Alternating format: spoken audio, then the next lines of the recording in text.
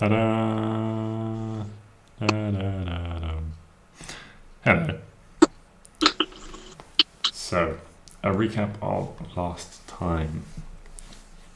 You guys made it to this area of the forest, discovered the farm, the tree farm that seemed to be growing there, and encountered the crazed treant that was located there. It was unable to be reasoned with, seemingly out of control. Any magics tried upon it were ineffective, and it promptly animated two more of these saplings surrounding you to come to life and start attacking you. Eventually, through great effort, you guys did manage to dispatch both the animated trees and the crazed treant itself. You tended your wounds and set about looking around the area, only to discover this small cave hidden amongst some rocks. In the cave, you found what looked to be a wizard's body with equipment and supplies, including a letter to a man named Crawley, who you have encountered in the past. You also found a small amount of gold, a coined mimic, which you decided to adopt and promptly named Penny, a spellbook belonging to the wizard, and what appeared to be a wand. Neo remembered the origins of these trees and the properties with which the sap could be put to use, but also the dangers of said tree sap. Imparting some of his learnings to you.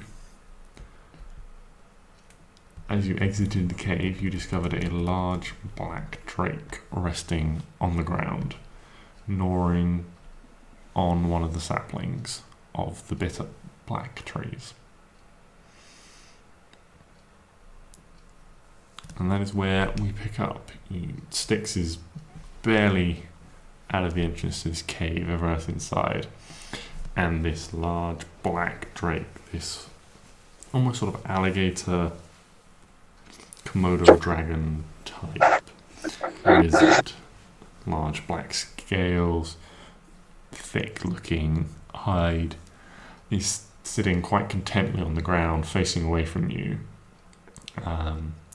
One of these large saplings sort of by its forelegs, and as you look, it just turns its head around, opens its mouth around the trunk, and there's this splintering of wood and this crunch as the section is just bitten off.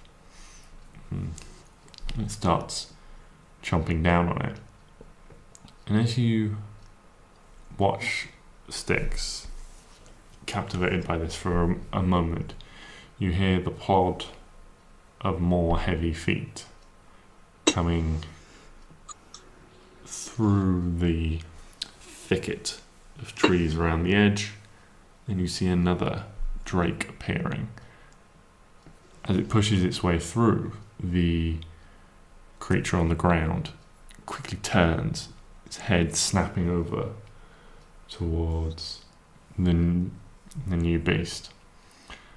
They both stop, staring each other down for a time, and this low, rumbling hiss starts to emanate from both of them.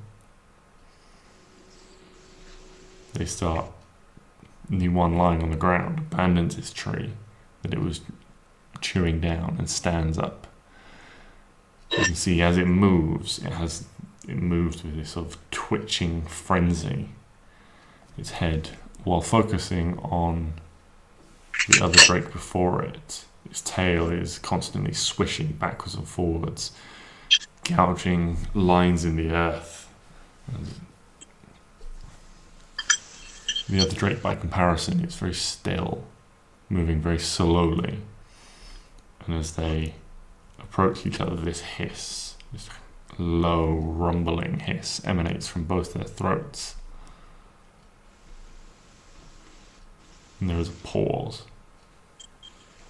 Two creatures studying each other. and it seems an unspoken agreement between the two beasts is reached as the new arrival, you see, is slightly smaller than the other, turns and begins to turn to start moving away. But the larger, the frenzied drake, the twitching, you can see now with its, as it turns with its maw open, the inside of its mouth coated black, pounces on the creature turning away.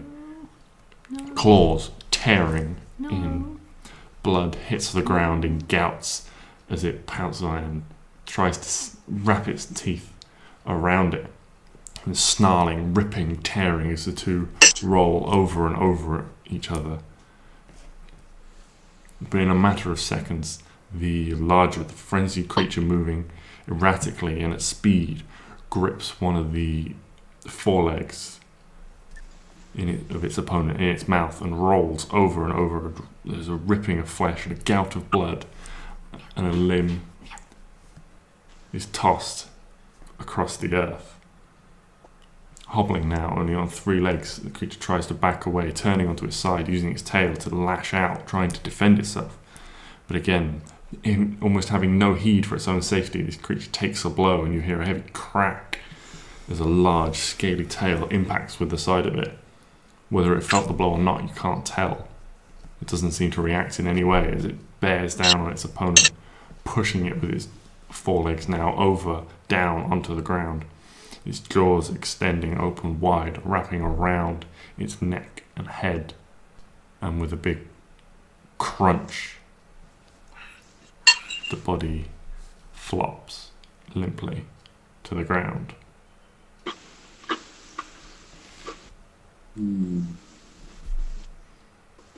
Why you gotta kill a dragon?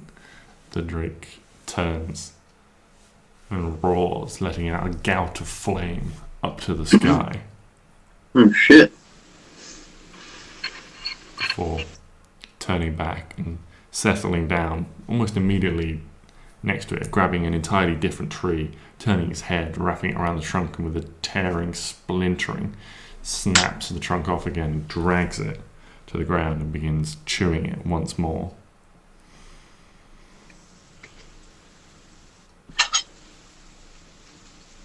I think we should probably stay away from that. No, because we need to burn down all the trees. Oh fuck yeah.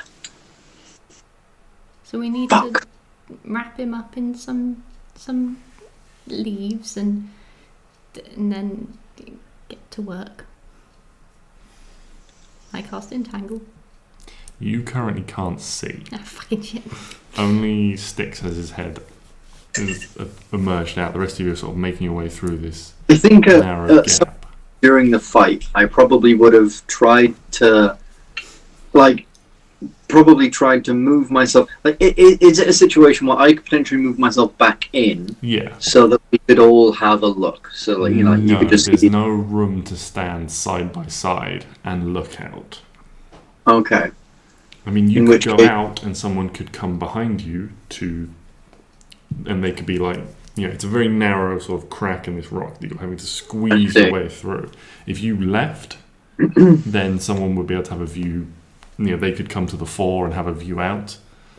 I think so. Could I I'm at the very front of this thing. Could I try and almost just go prone and sort of try and remain amongst some of the grass so that people behind me can see what's going on? And I'd almost instinctively, as the fight's going on, look back at Arwen and say what do we do? I mean, if I could see any of it, I would be saving that other Drake thing, 100%. Yeah, because I think I wouldn't like to just be stood there waiting for all this to happen. I want to relay a lot of what's going on. Yeah. So while you're relaying this is essentially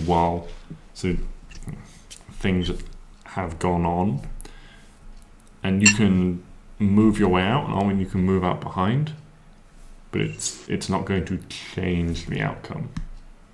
So you can see, you squeeze your way out, and Arwen, you squeeze out behind, essentially as the fight ended. Then I immediately cast Entangle. Okay.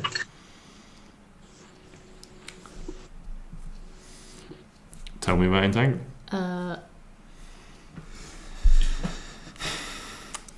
Some vines come out the floor in a 20-foot square, starting from a point within range. For the duration, these plants turn the ground in the area into difficult terrain. The creature in the area, when you cast the spell, must succeed on a strength saving throw or be restrained by the entangling plants until the spell ends. Okay, so it's a strength save. What's the DC? 14. That's 14 on the dice, unfortunately. But I am strong and I have lots of willpower. It also has a plus to that. I cast it again. I was going to say, in which case, like, seeing it break free, I will use... Wait, no, do I have it? Never mind.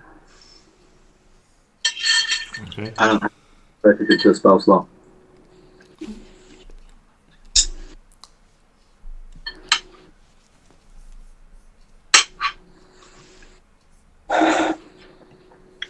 I have Entangling Strike if I could just run up and whack it.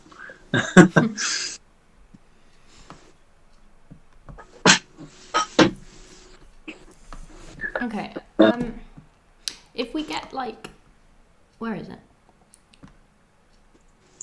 It's down there. Okay, so if Oh shit, mate! It's a big fucking thing. if we all go around it in like separate, so like one of us here, one of us here, one of us here, come on, and one of us here, or something, we could like tie it down if we're like really sneaky and quiet and stuff. We could. How much damage did it look like it took in that fight? It's hard to tell. The only blow of significance you saw land against it was this tail strike to the side, which looked like a significant blow, but it didn't seem to react. I see. Because I was thinking we could get Klari to cast Sleep. But now I'm thinking, like, Ooh, yeah. if we start setting fire to the place, would that not make it run away anyway? I mean, we're gonna have to kill it because it's. I don't think we are. Yeah, because when the tree hit the other tree became evil. Oh, and if it just runs off, then it's gonna... It might like bite someone. It might be like a vampire thing, and they might bite another one and just leave it, and then it might be bad. Yeah, we're just gonna have to fight this thing, aren't we? Yeah. We could Shit. put it out of its misery in a humane way by making it sleep first. We could do... I don't think... So Clary's, in terms of D&D thing, Clary's sleep is 5d8, which is not a lot. That's like an average of maybe like 20. 23. Oh, yeah, like an average of like 23. And I think this thing's got a lot more hit points than 23 hit points, so we're going to have to whittle it down a little bit first. It's got fire breath. Clary's pretty good on that. I think if we can almost rush it in a way to try and just get this fight over and done with as quickly as possible, I think we'll be in pretty good stead. because like I don't really want to prolong the fight, especially because we got places to be, and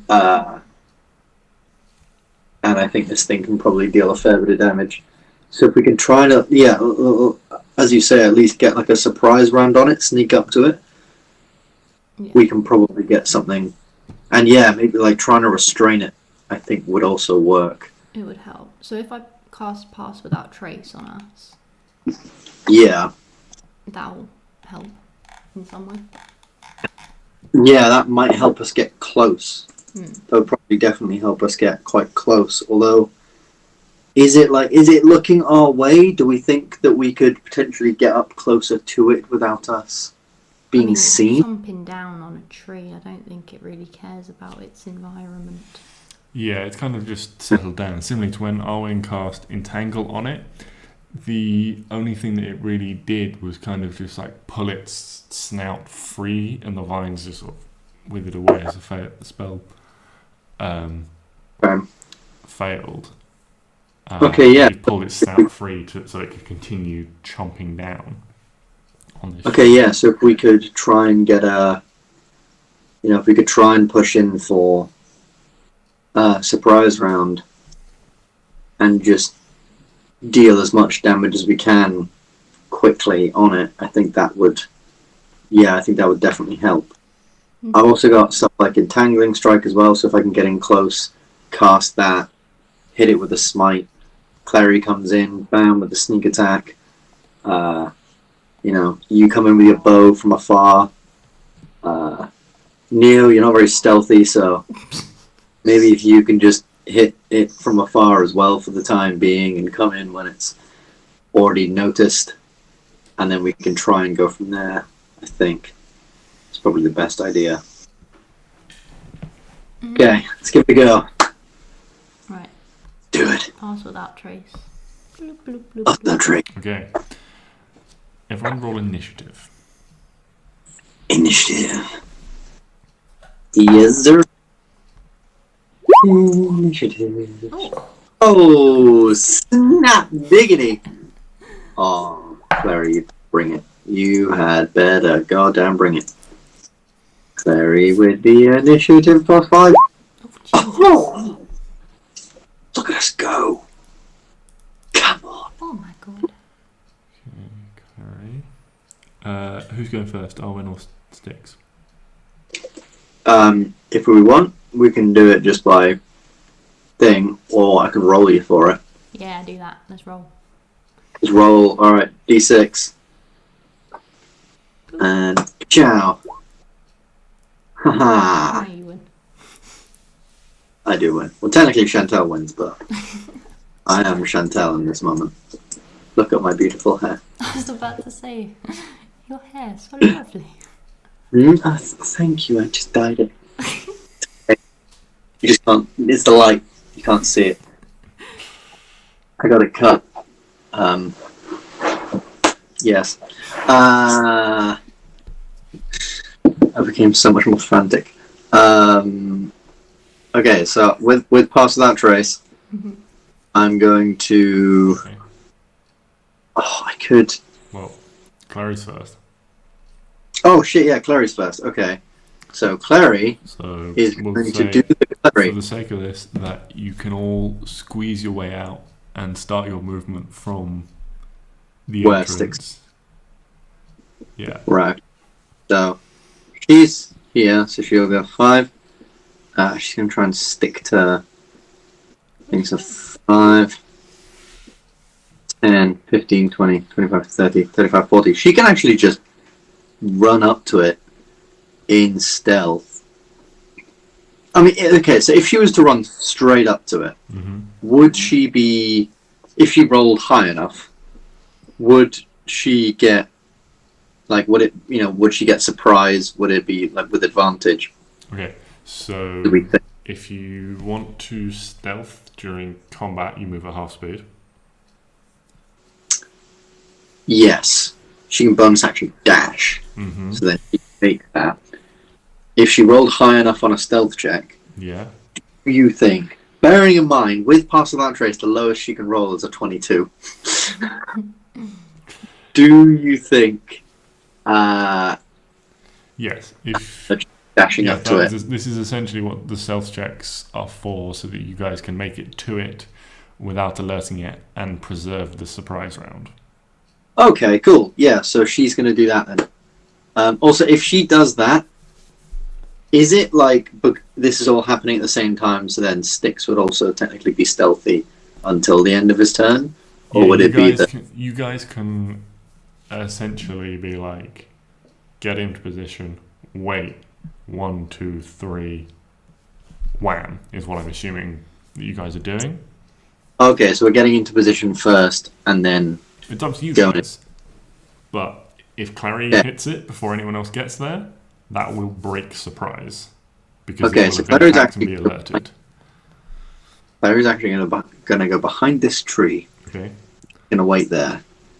And she's going to, wait until we all agree to push up, as it were. Oh, new idea. Hold on. What if she held her action for Stix to arrive, and then on that turn she could do that, and then because obviously and I'm assuming you're shooting from afar or something. Yeah. So the only people that really need to hold the stealth for the minute is her. Yeah. I mean, she doesn't necessarily need to hold her action, because we can just go. It'll essentially be like once you guys are in, I'm assuming once you guys are in position, and everyone sort of stealth their way into position, it's going to be like, okay, well, I'm just holding until everyone else is ready. Okay, I'm just holding until everyone else is ready. Yeah. Okay, so she's going to go she's going to stealth up. She can stealth up next to it. Like gnawing on this thing, hold position, and essentially just hold a dagger there, waiting for Stix, the poor old sod, to move her on up. And it's my turn, so I'm going to go 5, 10, 15. But I found a problem. So I'm trying to be stealthy. Yeah, you do still need to roll that stealth check for Klari. Oh, yeah. That's fine, because it's going to be absolutely fucking bonkers. This is a formality, but there's a 5% chance it's not. Yeah, So 29. Yeah. Plus, she rolled a 6. What is this? Plus, that trace is such a broken spell, man. It's not broken, it's amazing. It's because there's not meant to be stealth in D&D. Stealth is meant to be like a formality. So they thought, this will be fun. With Klari, it's just I am the night and the day and everything. I'm invisible without the spell. Okay, so she's run up to it, and I'm now realizing Stix can't run up to it. Or at least I can, but I can't ensnaring strike it on the same turn. But we've all rolled pretty high in initiative, so I'm assuming that I can... Yeah, so I'm going to run up to there, and then I'm going to use my bonus action to go 5, 10, 15, 20. Your bonus action? 30. Misty Step. Okay. To get up to it in the same turn. Okay. And then... What attack? And actually, I forgot to roll the attack roll for Klari. And yeah, she was holding her attack for when I got there. So now that I'm there, just to reiterate, if you guys attack before Arwen's turn in initiative, then she won't be able to take part in the surprise round. Ah, shit. In which case, we don't attack yet. You guys are just holding. Holding formation. And I'm assuming Stix needs to roll a stealth check. So Stix is gonna go here with the good old stealth check. 26. Yeah, that's fine. Boom. Okay. And there we go. What are you doing? I'm just gonna stand about here. Okay. Can I see him? Yeah, you can see it just fine. And then I'm gonna wait with my bow. Okay. It's its turn. It's just going to keep chomping because it doesn't know what's going on. And then Neo's going to come out, and he's going to stand next to Arwen with his crossbow out, as he told him to shoot rather than sneak. And then, I'll wail on it. and now, we wail on him. Surprise round. Surprise round. So Klari first. Oh, come on. Plus fucking like what, 13 on this friggin' thing? No, plus 12. Still. Ridiculous numbers. Oh, 15. Misses. Oh my lord! It's fine because she can make an attack as a bonus action. 18. It's an offhand attack, so she has to use a different weapon. That's fine because she will use a pretty bone dagger instead. 21. Or you can take the previous roll, which was 6, and that would have been 6 plus 9, so that would have been 15, which also misses. But it's because it's a surprise round. Both it is still surprised, and so both attacks have advantage. So it will be 15 plus 9. Yes, it would be. So I'm assuming that hits. Indeed, it does. Excellent. Then we roll damage for the pretty bone dagger, which is 8 plus sneak attack. That's 24 points of damage. Holy shit. So 24 points of damage.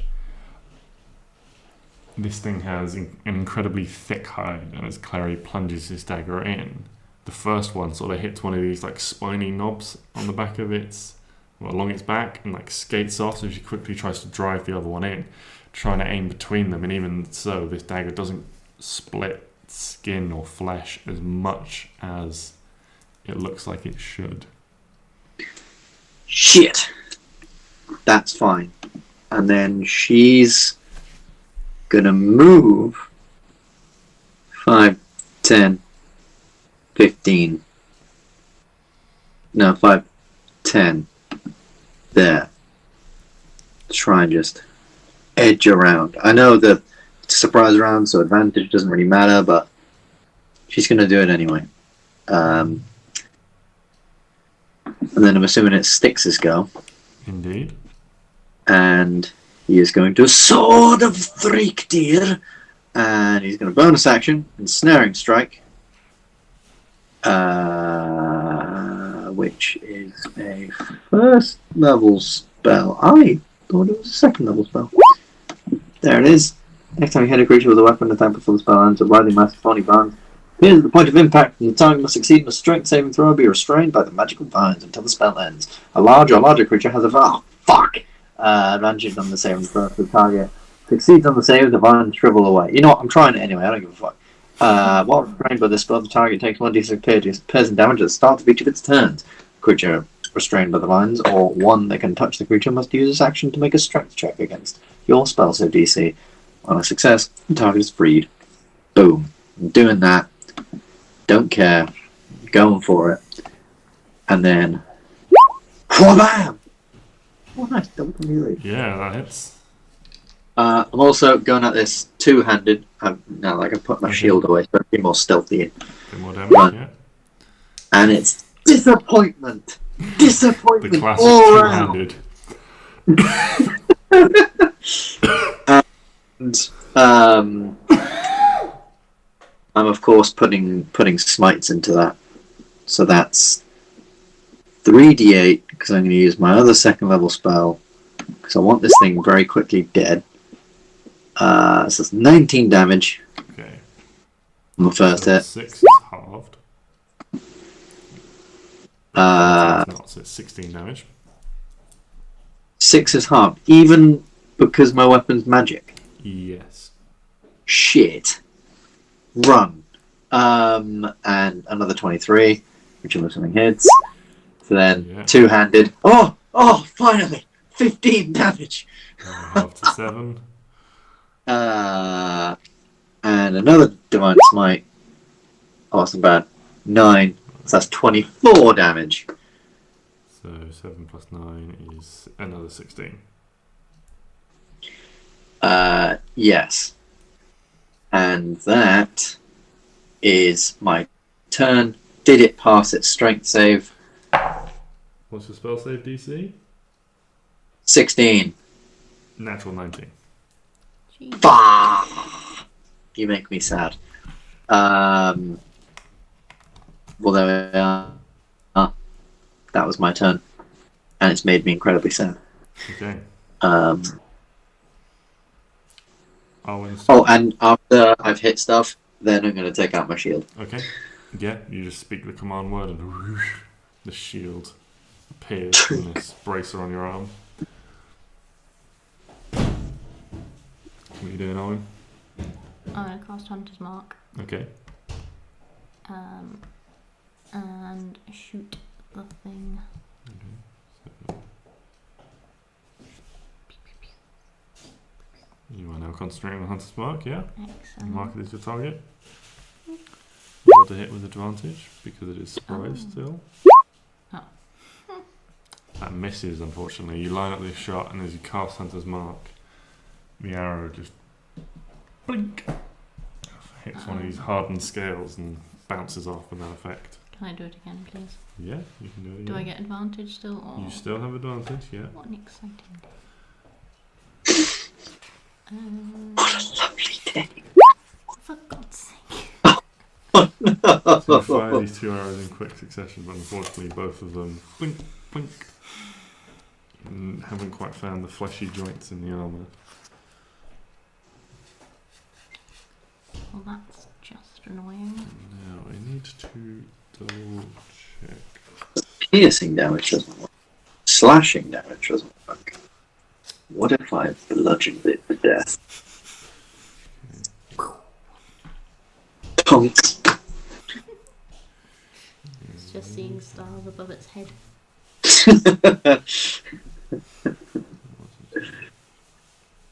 Lord. Little tiny dragons flying around. But they're not like, they're like it's just like non-winged dragons. They're just like floating through the air. Okay, so it's now the Drake's turn. It is surprised, so it can't take any actions. And then it is Neo's turn. And it is no longer surprised, so he doesn't have advantage.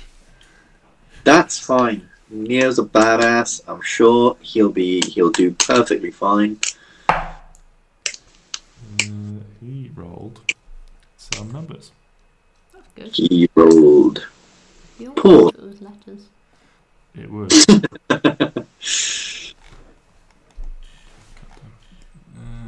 Where is his? Poor.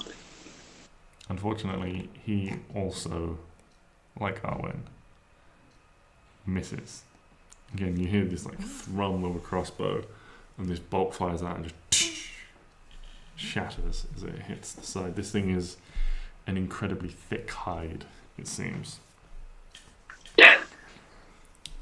And we go back to Klari. Klari, advantage with Stix and the, I think it was was it the lightning one in at the minute? I believe that's what she's put in, yes. Was lightning. Excellent. So she's gonna whack it again. Dagger of elements. Yeah, that hits. That's not even a crit, man. Come on. Jesus Christ.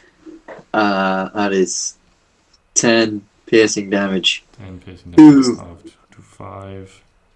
2 lightning damage. And the lightning damage isn't. So that's And 25 15. weapon damage. That would be half to 12 plus the 2 elemental. 14 damage on the first strike. And then second attack will go. Wow! Jeez. Wow! Correct. A rather disappointing crit with 2 1s. Fucking. Yeah. So even though it's a crit, she doesn't get the dex modifier. No, she doesn't. Which means she deals 1 damage for the crit. That is very. I imagine it's like one of them scenes from like an anime where it's like, and the screen goes on like flaring and blurring, and then she just Bonk. struggles to get it out.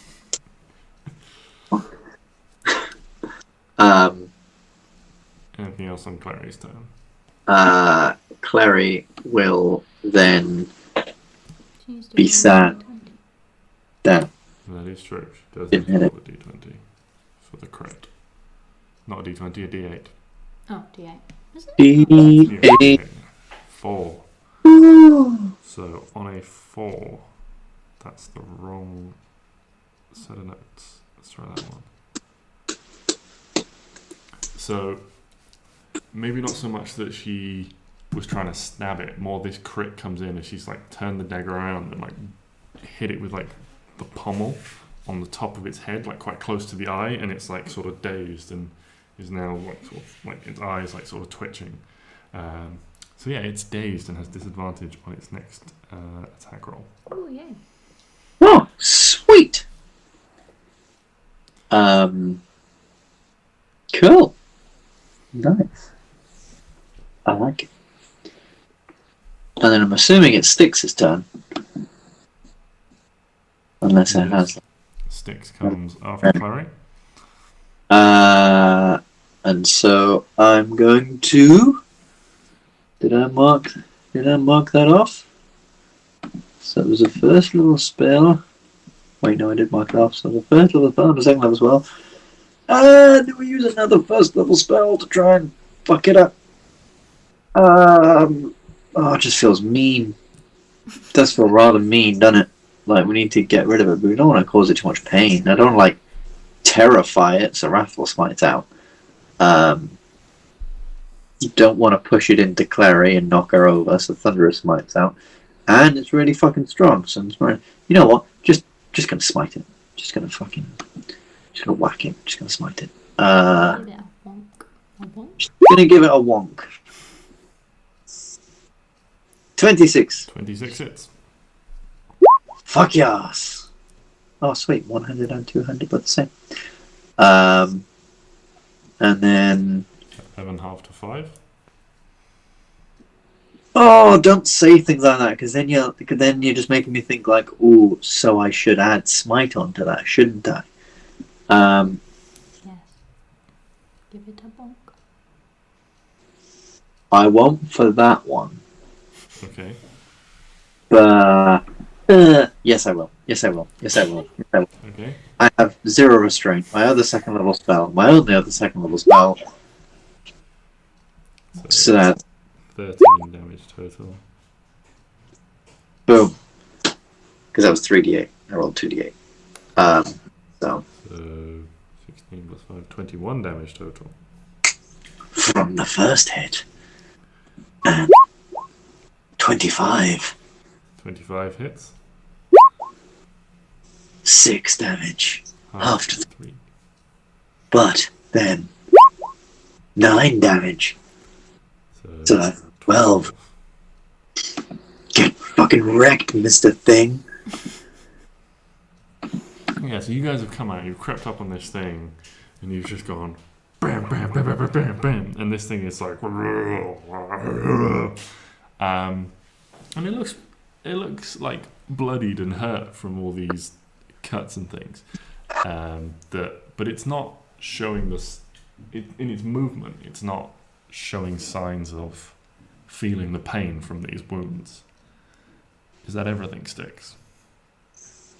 Yes. Okay.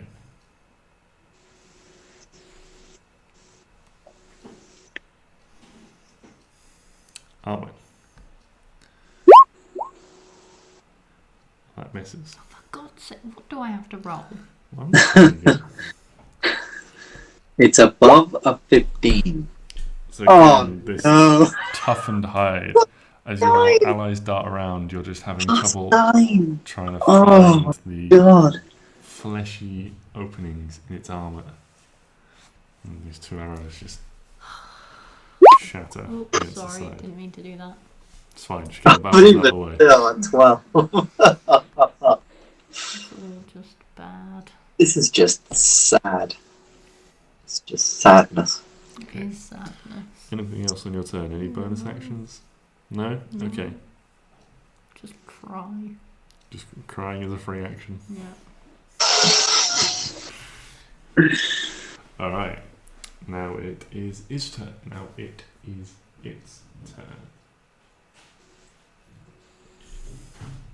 just... Oh, excellent. Stix, can you make a dexterity saving throw, please? Oh, absolutely, JJ. Would love nothing more than to make a dexterity saving throw. Because I'm really... I'm +6 to my dex saving throw, to be fair. Oh, let's go. So you're going to take half damage. I'm going to roll this one on roll 20 because I don't physically have this many dice. That's not what I meant to do. You don't have a d6?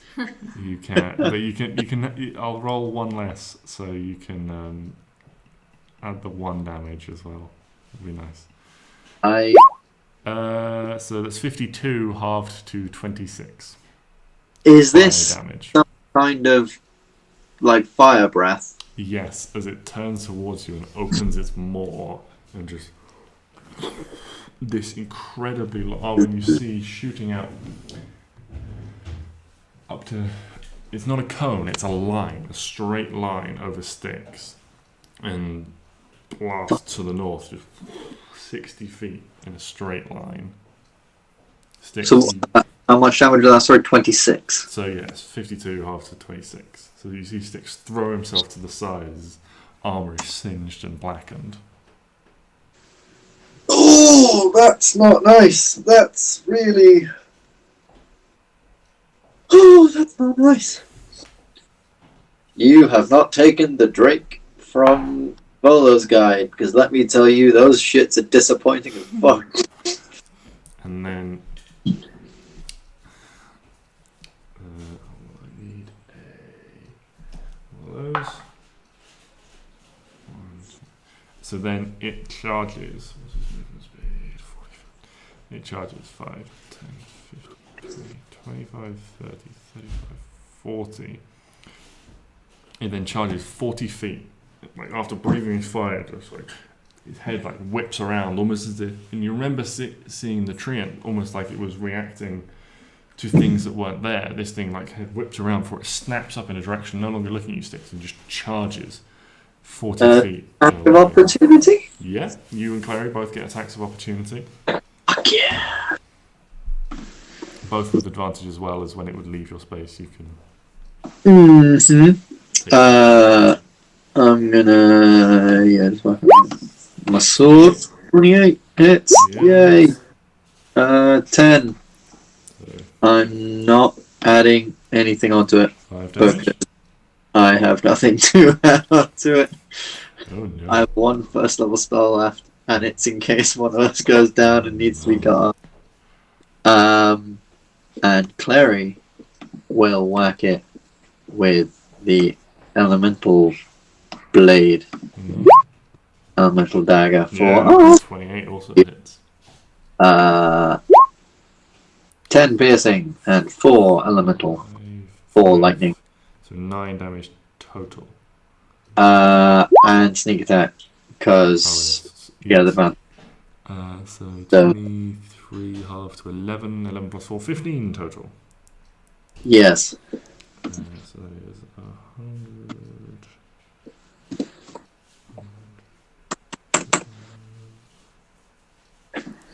Okay. Neo's turn. Neo is going to use his 3rd level spell slot to cast haste on Arwen. He turns to Arwen and just I've opened your sheet instead of Neo's. turns to Arwen and does he need to touch you? I don't think he needs to touch you. Oh, it turns into a machine gun. No, he doesn't need to touch you, but he's just sort of like he'll still like tap you on the arm and just be like slow is smooth, smooth is fast. That's You got nice. this. You got this. Can't move it. And you are now hasted. Excellent. Does that mean I can run away? It means you have double movement speed, plus 2 to AC. Oh, can you write this down? While you go through that. Oh, back in literally 2 I'll seconds. give you this book I'm full of lovely spells that you can have as a reference. As long as I can find the spell in it. Hello, hallucination, heal. Haste, there you go. So you get plus 2 to AC, advantage on dexterity saving throws. You can take an additional action What's that? each of your turns. That can be used to attack. Yeah. Dash, I was going to disengage, bathroom. or hide. Bathroom. So,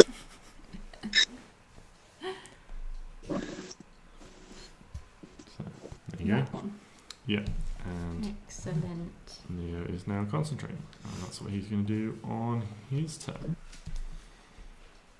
Stix, what's Klari doing? Klari is going to be. Yeah, I feel like it's probably.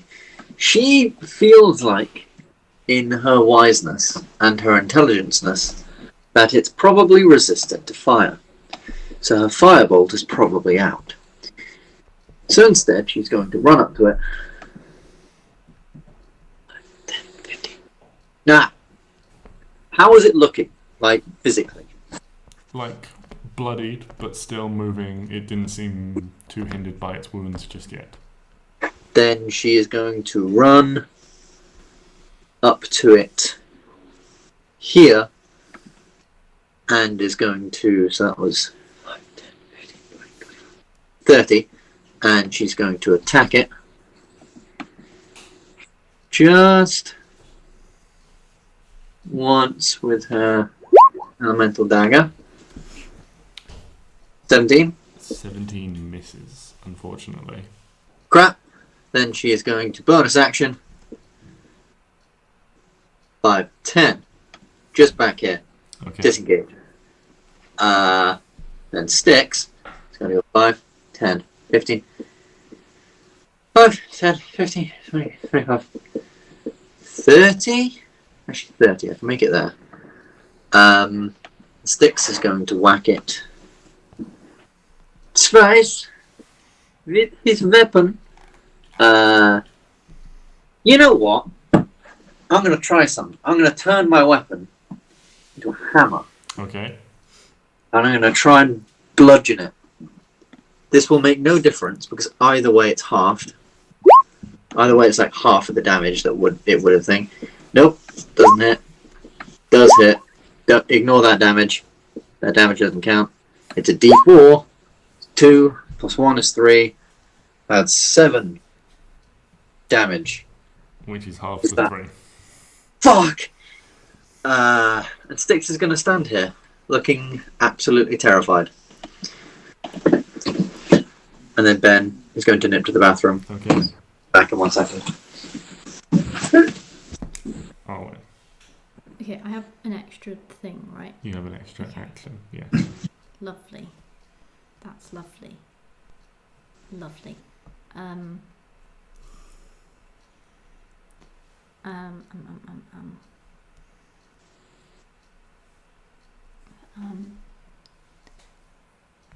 Oh God.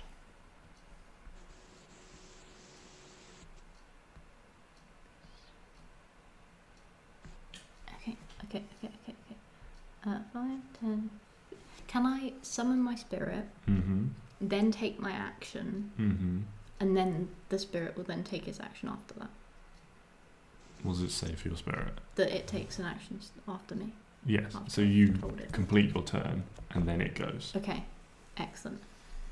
I am going to put the flame boy here. Okay. Yes. There. That thing needs to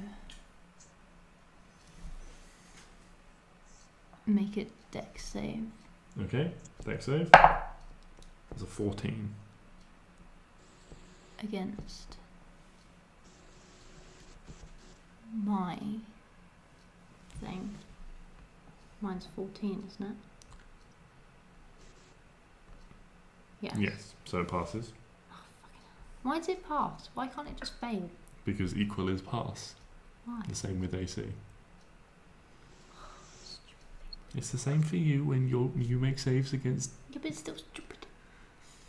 Yeah, only in this instance it's stupid. It's all stupid. Okay, I'm now going to... So what happens when it passes? Not much, I don't think.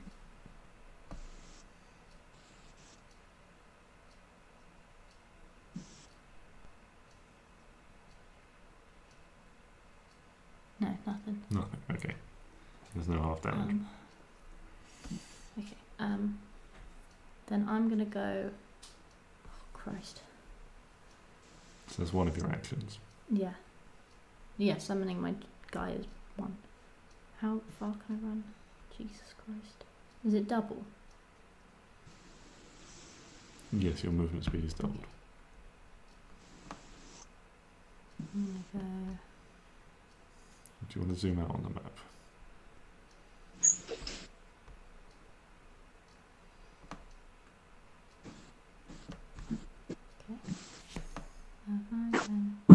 Yeah, I apologise. There's a fire fox. Yeah, there is. Okay, I'm gonna stand about here. Okay. Because that seems like a sensible place to stand. Mm-hmm. I'm gonna shoot it. Okay. Oh, for fuck's sake. 12 still misses, unfortunately. Oh my god.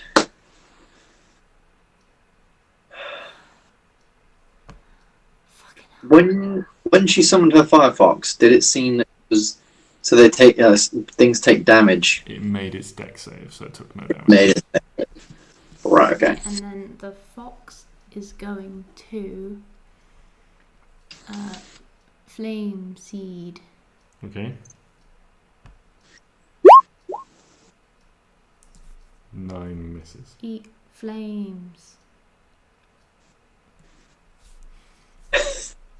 It misses, unfortunately. It just sort of coughs up these embers which just singe the ground.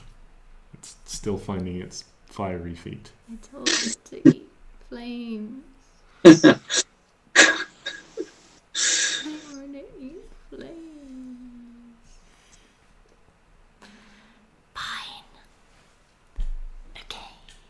Any bonus actions? No, I don't think it can do anything. Okay. Alright, well, it's the Drake's turn then. Let me see, let's roll d20. That's a 10. Which means it is distracted by visions. You see it turning around, like looking all over the place. It's still going to attack, but it makes its attacks at disadvantage as it is distracted by these visions. Thank you, Lord Jibas. So we'll do, let's see, first one against Stix, second one Stix, third one. They're all going to be against you, Stix, unfortunately. That is fine. Okay, so I've realised I've rolled too many dice, so I'm going to start over completely. So first attack, natural 1. Second attack is Another natural 15 one. to hit. Nope. Third attack is a 16 to hit. Nope. So it's almost like it's not trying to strike you directly. It's almost like lashing at the area around you. It's like snapping and snarling and biting and thrashing its claw.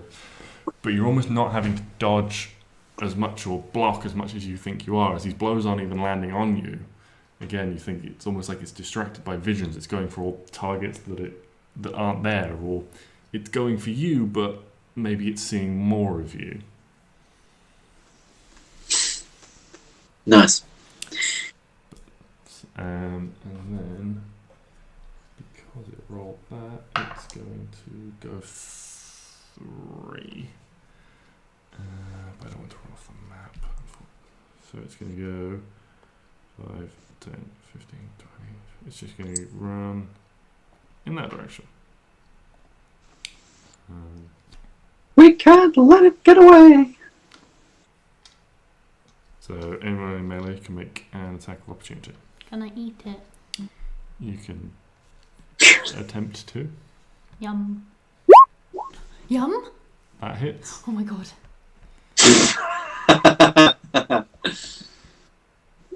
Fire. So 8 fire damage. Half to 4 because it's resistance to fire.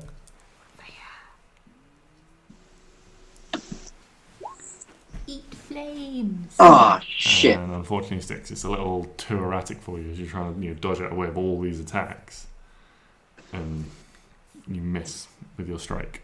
It's fine. It's fine. Is it 18 I have to get? Possibly 19. more than 17. I think it's 18 because earlier I rolled a 19 and hit. Yeah. I rolled a 19 and hit. My only hit. It wasn't even me. Neo is going to rush in and make his. He's going to do a thing. He's gonna do a thing. Yeah, he's going to do a thing. Ooh, Once I know okay. what he's got. Come on. Oh, you're stupid. Scroll, damn it.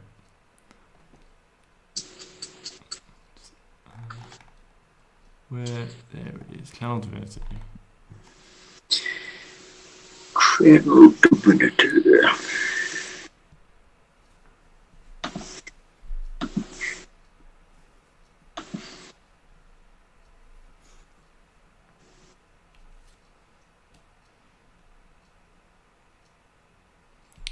Okay. Neo holds out his glaive and a light glows up it, but this is slightly different to whenever it sort of just flashes along the entire length of the blade as he speaks some words in Infernal. But Stix, you sort of recognise the tone of them to be more along the lines of a paladin's prayer, and rather than the harshness to the infernal words is tempered by the way they're spoken. But he casts his channel divinity to utter his vow of enmity and gains advantage on attack rolls against the creature for 1 minute. Hey, that's kind of good. Which he needed because he's. I want to say because that still misses. So that's Just- right. eternal. That's going to hit. Where are the d10s? 9 damage, halved to 4, and then a channel divinity of 7. So 11 damage from Neo. So Neo quickly utters this prayer, light flashes along the shaft, and you see almost this light reflected in the eyes of the Drake. He swings his glaive twice, once just glancing off, and the other, and he spins it around before thrusting it in. This blood starts leaking from this wound, red tinged with black in places. Yeah. And we go back to Klari. Alrighty. Klari is going to. She's going to run up to 5, 15, 20, 30. Wait.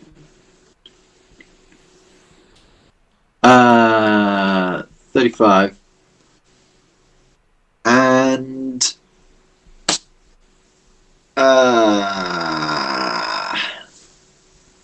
she's gonna. Oh, she could do a couple of things. One of them would be very cool, but I don't want to kill Chantel's character. And for that reason, I'm gonna do the basic bitch thing. Has she got explode self? Self-destruct. God. Sadly, no. She does have a dagger. 30. God. Fuck. 31. My lord, that's a 19 to hit. Jesus. 12 piercing. And 3 damage. 3 lightning damage. And then she's going to attack again with her bonus action. 12 half to 6 plus 9 damage total. Uh-huh. And the 19. And the 19 hits. Oh, it's only 6. So that's 3. So it's 1, unfortunately, because it's without modifiers for the offhand. Oh, yeah. 1. And then. Get sneak attack because Neo is within range, though. Oh, wait, yeah, he's within 5 feet. I forgot that was a thing. I forgot it was if someone was within 5 feet. I was thinking, oh no, she doesn't get sneak attack. This is all sad. So But damage is 20 wow. halves to 10. Boom. All these blows, this thing is now looking. It's looking around erratically, but also it's looking. There's almost the erraticness to it. These wounds seem to have sobered it very slightly, and you're sensing that it's more a sense of fear within it than the craziness. The frenzy seems to have died slightly and been replaced by this genuine fear of this for this creature. Excellent. In which case, it is Stix's turn. It is. And he's going to, I think I can just reach it. 5, 10, 15, 20, 20. Okay, I can make it here with 25. Okay. I'm assuming with my last 5 feet, I can't try and jump on its back. You can, because you still have 30 feet of movement, and if you want to use 5 feet of that movement leaping, you can jump. I'm doing it. Okay. Uh, So this is an opposed grapple check, essentially. If you like jump and grab onto its back. Let's go. Then I go roll athletics like a boss. Oh, 24. That's pretty good. You succeed. Woohoo! Yes. As it's distracted by the various blows coming its way, Stix, you leap and jump onto its back. And as I'm sort of on top of its back, trying to balance, sort of like on its shoulder, on its like shoulder blades, I will dismiss my shield, Okay. raise my sword upon high, and try and stab down on it. Okay. In like the back of its head, you know, like trying to be humane. Even though I know this, you know, might not kill it in one, but let's give it a right good old go. 20 hits. I said it was with 2 hands, so that's 11. So 11 half to 5. And I'll go again. 24 hits. 2-handed to 10. Half to 5 again. And 11. So let me just do maths. So you Stix, you leap onto its back and you use your momentum to drive the sword down, like thrusting, and then the second strike is less of you like pulling out and stabbing again, and more you just leaning on the blade trying to get those extra inches in. And as you do so, you sort of hit bone and you twist your sword and pull it out again. And this thing's, like, one of its legs like shudders underneath it, but it pushes itself back to its feet and rolls at the sky, and you're struggling to keep your grip as it's thrashing around in pain. Oh god, I feel Probably, like, bad. 6 inches of your sword are now like coated in blood. And you can see looking down, it's like What's this? dark red, like red and black mixed together. Uh, If that's everything, Stix. Arwen, what Yes. are you doing? Well, I'm gonna try and shoot it again. Okay, go for it. Oh dear. Alright. 1. Oh my That god. hits. It's a bloody miracle. 1, 2, 3. Ta-da! Oh, Okay, so that is 9, 10, 11, 12, 13, 14, 15. 15.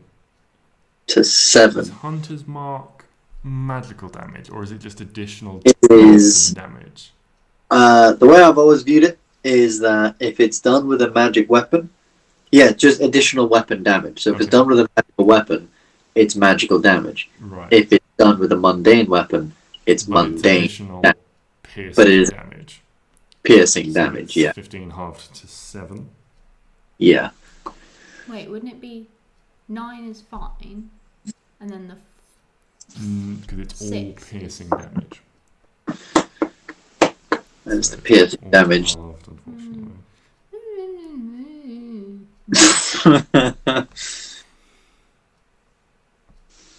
the one time I do something good. 18 hits. Fucking finally. Yes. Jesus. 11 damage.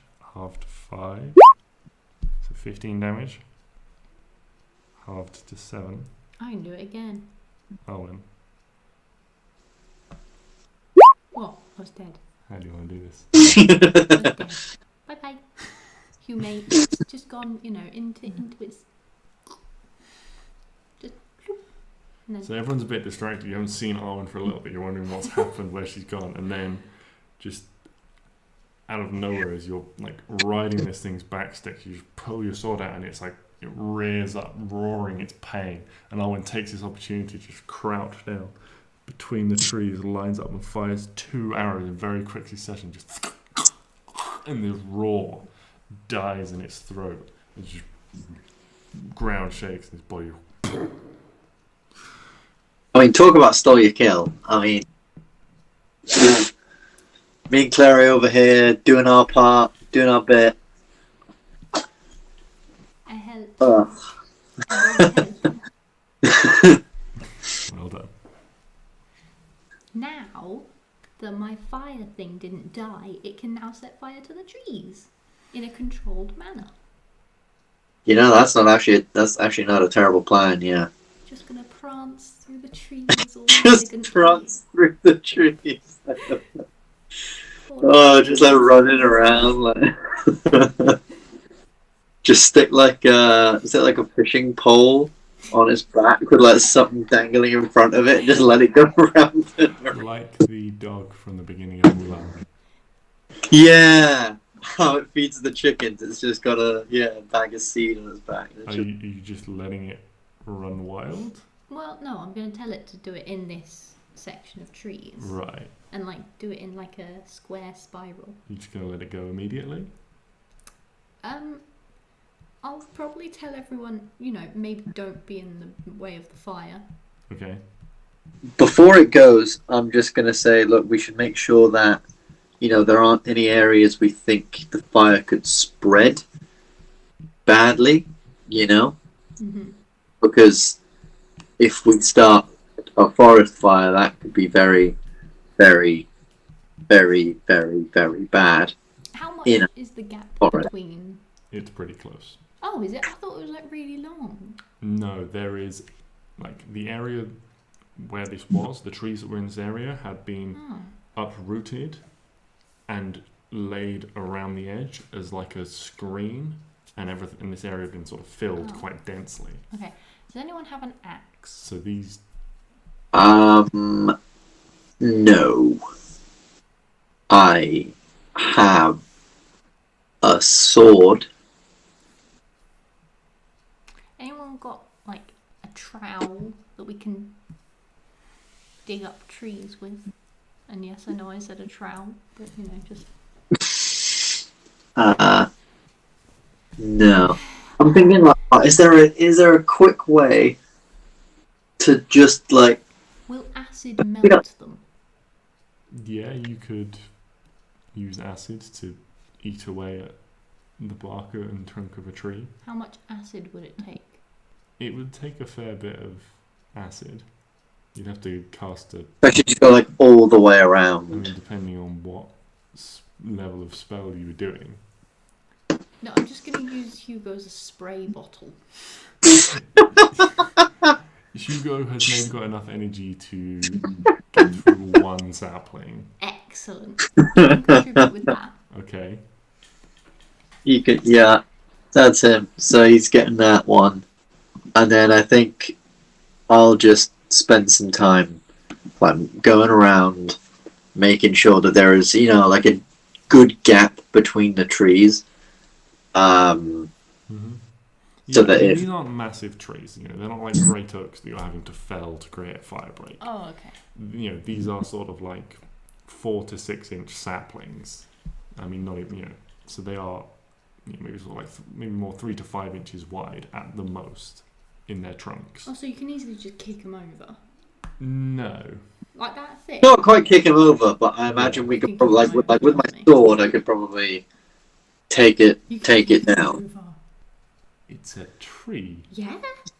It's rooted in the ground. Rooted into the ground. I don't think you Have you can not kick a seen a tree. bunch of year 9s try and kick over a tree No, I in the haven't. middle of the playground? No, I haven't. Oh, well, it's really, really easy. Right. Those year 9s come from like Sky High or something. No, they come from Reading. Well, in my experience, trees are generally That's pretty so hardy and difficult to remove from the ground. just like the thought that JJ's there, like in the middle of a field, just trying to kick down this fucking Now, And in the must tell you field- this so I know exactly what happens. field, like a few miles away in Reading. There's just a bunch of year 9 just like kicking down like a forest. I have the weirdest Craigslist account, just the most random requests. Testing for reasons. I must kick down a tree. Thank you. Please go kick down a tree and tell me how long it took you.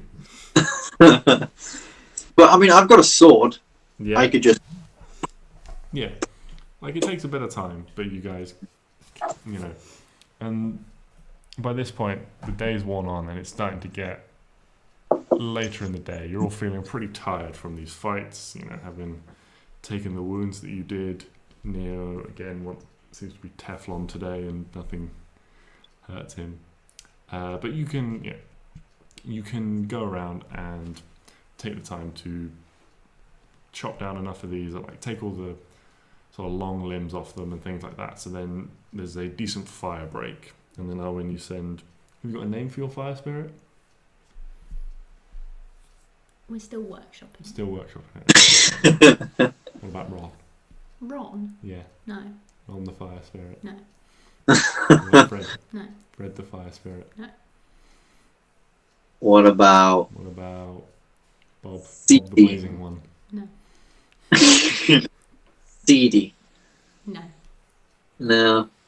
Okay. What These are all about? terrible names. You're not very good at this. Leave the naming to me. Because your naming is great. It is. I can't wait for you to DM. What about Sparky? I'm gonna ridicule your NPCs so much. What about?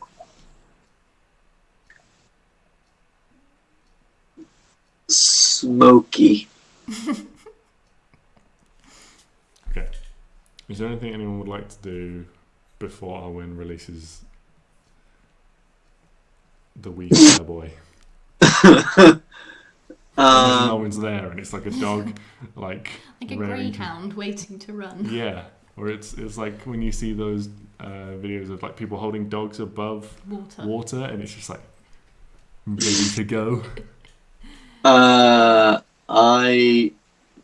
Just like double and then like triple check that, we're going around, not doing anything. But fairly soon after we've killed like the drake, I'll just go up to it, say a little prayer to Zuriel, apologize that we had to take it down, but it was for the best because it was it was crazed and we didn't want to pass it on, and it wouldn't want to pass anything like that on to any of its drake buddies or any other creatures. Yeah, and that's about it. Okay. Yeah, in which case when you release the fire spirit and it just goes absolutely fucking bananas. Just like running up trees and down trees and up round and round, and leaving like a little scorch trail across the earth. Yeah. I have told it to leave one tree in the corner for Hugo to just go at with his acid. Well, that's already happened while you guys were cutting down other trees and stuff like that. So that's been done. Okay, good. I'm glad you felt like you participated. Pretty soon you guys have to start backing up from the heat of this as the conflagration starts going up and all the trees are ignited like candles. And this acrid smoke rises high into the sky. It's a very dark black smoke. And you think you've done a job well done. Sweet. Let's move it along, people. Actually, let's take a rest. Because I don't think many things are come. See, I think, as a testament to how well we think we've done, I'm going to say we should sleep near the flames. Because, then if, the fire does spread, we're first responders. We're fine. And secondly, no beastie's going to come near a big forest fire, are they? Yeah, they're going to run. Smoke inhalation. That was not a problem until you mentioned it. And now it's okay. We should go a little bit away. I'm not saying like right next to it, like a good 50 feet, 60 feet away. There is a prevailing wind. So, just we'll go slowly, so the smoke is not rising straight up. It is a very slight angle. But you took this into account when you guys were fire break and stuff. We'll go the other way, and we'll stay a little ways away from it so that we can get a little bit of light from it, but also we cannot get burned or be suffocated by smoke. And I suggest we maybe consider taking a long rest, because I am out of everything. I have very few anything's left. All I have is my sword and one use of absorb elements, and I thought that thing was going to flame me again, so I saved it. Oh shit, I forgot to look for my arrows. Oh well. Well, they're now ash. Yeah. Oh well. You'll find the arrowheads. Yeah, just little bits of molten slag just buried in the dirt. Yeah, it'll be fine. And it's kind of nice for this beastie as well. It's like a cremation. It was triple cremation. Yeah. God. We did miss Neo, but saying. Yeah, not bad. Oh my god. Fine. I like the thought that this entire thing's gone up and everything's in flames. So ooh, pretty. And eventually, the little fire spirit just sort of walks out, just all when you say cocky dogs, just sort of walking out No, You see that? See what I did? When a cat killed a bird, it's like, look at what I've done. Yeah, I am mighty. exactly. Yeah, we go to sleep or something. Yeah, you guys settle down. You take some time, take time over rations, properly tend to some wounds, set up a small campfire just to warm a little bit of food and water over to help feed your hunger and wash the various creatures' bloods off you. Some of it your own, some of it monstrous, some of it plant-like. And you have the reasonably loud roar of this fire, even though you've moved a little ways off, just sort of crackling and burning away. Only in the first few hours the light dims and this blaze, it feels like it's growing as the light dims, but actually it's just a contrast in the sky. And slowly over time it settles and becomes more controlled as the main heat and the initial high energy burning with intensity cools, and you just have these, you can almost see individual trunks just glowing as they slowly burn over time. Branches sort of break off and crumble to the ground. It's just ash, and you settle yourselves down, take a rest. Is anyone keeping a watch overnight? We'll probably take it in turns, like normal. We'll probably take it in turns. I'd say Klari, because she's got some spell slots left, would probably set up some alarm type systems. She got 2 first level spells left, so I'm assuming she would place one. Like, we've got one. One side of us is towards the flame, so she'd go 45 degrees, looking away from it, and then place them like there. But so that they're just like interconnecting, so that they just sort of like touch each other. So anything coming from that general direction in a quite wide area would be. But yeah, that would be. Well, if Klari's going first, then make a perception check.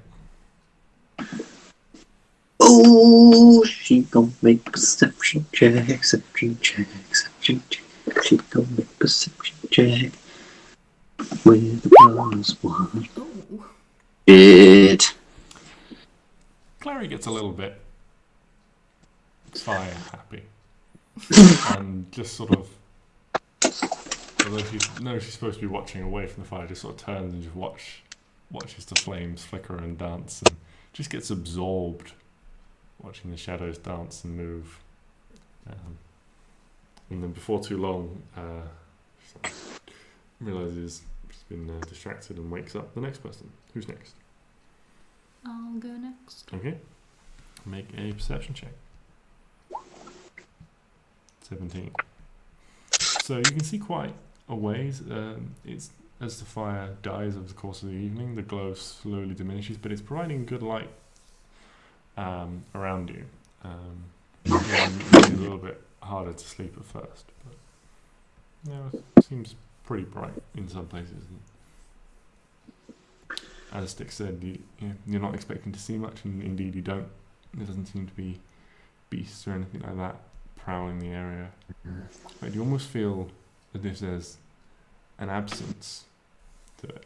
A couple of times you do have to sort of get up and walk after Hugo, as he seems entranced by this great heat.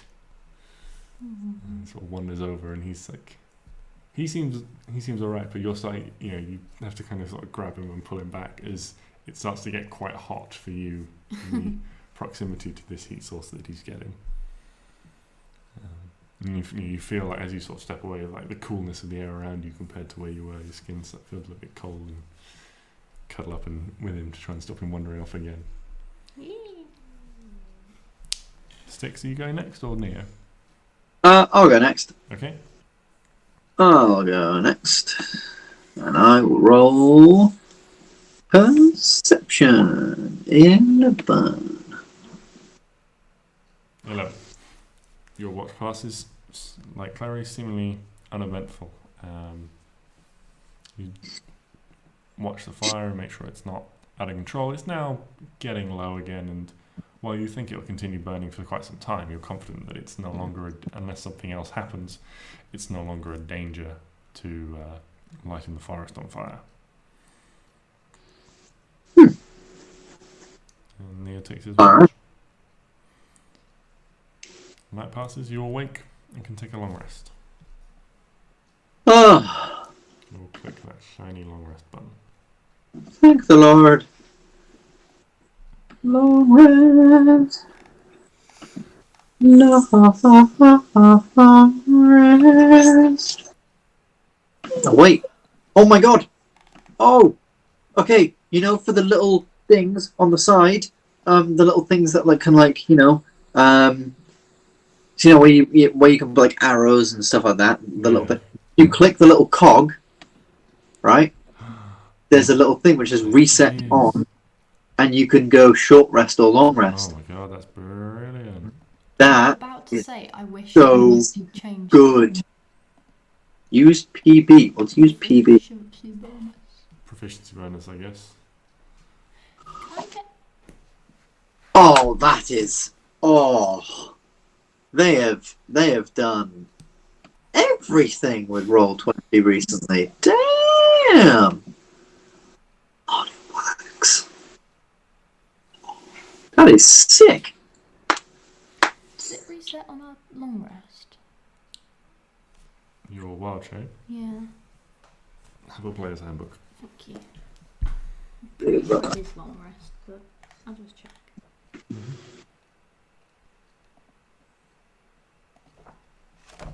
9, 6, 4.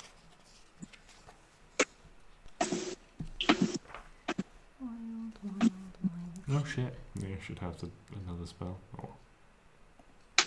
It's fine. Extra spells. Well, that's excellent. I shall have to go in and change all my...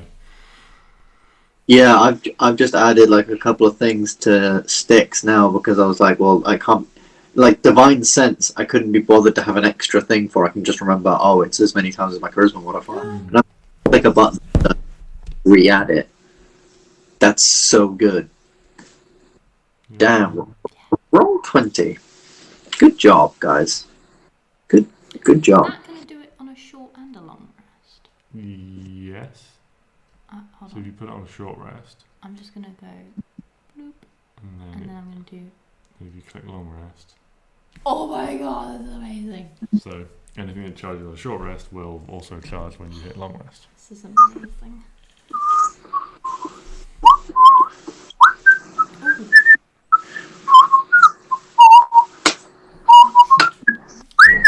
So, you guys wake in the morning.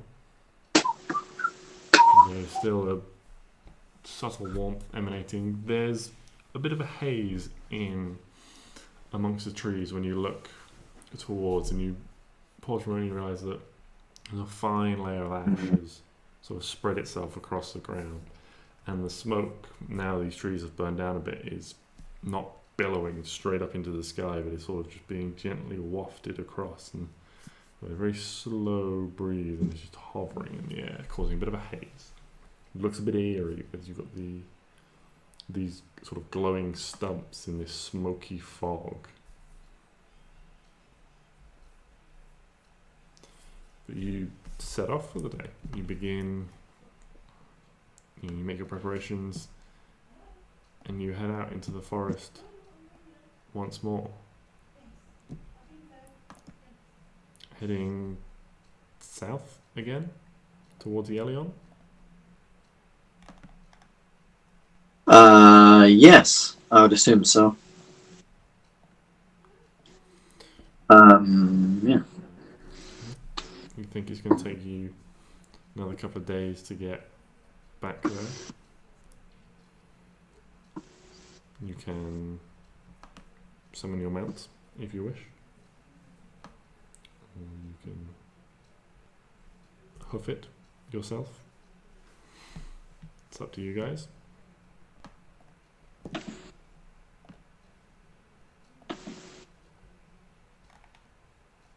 Sorry, what was that you said? We You can summon like your mounts again. Because no will yeah. follow your lead. So Yes, I will summon Elvis. you expend spell slot, summon, cast Elvis. find, you've got to Elvis. wait 10 minutes. Sorry you died, bro. That was sad. But you're not dead anymore. That's good. You did get whomped by a big tree. He did get whomped by a rather large tree, which is ironic because he himself is a bit of a tree, a light tree. So it was tree on tree action. Oh no. Back him out. This is not allowed. So, can everyone make a survival check for me? Gladly. I know what I'm doing. Survival. That's that one. That's nice. Christ. Michael. Clary, let's get the survival check going. Oh my god. 2 11s.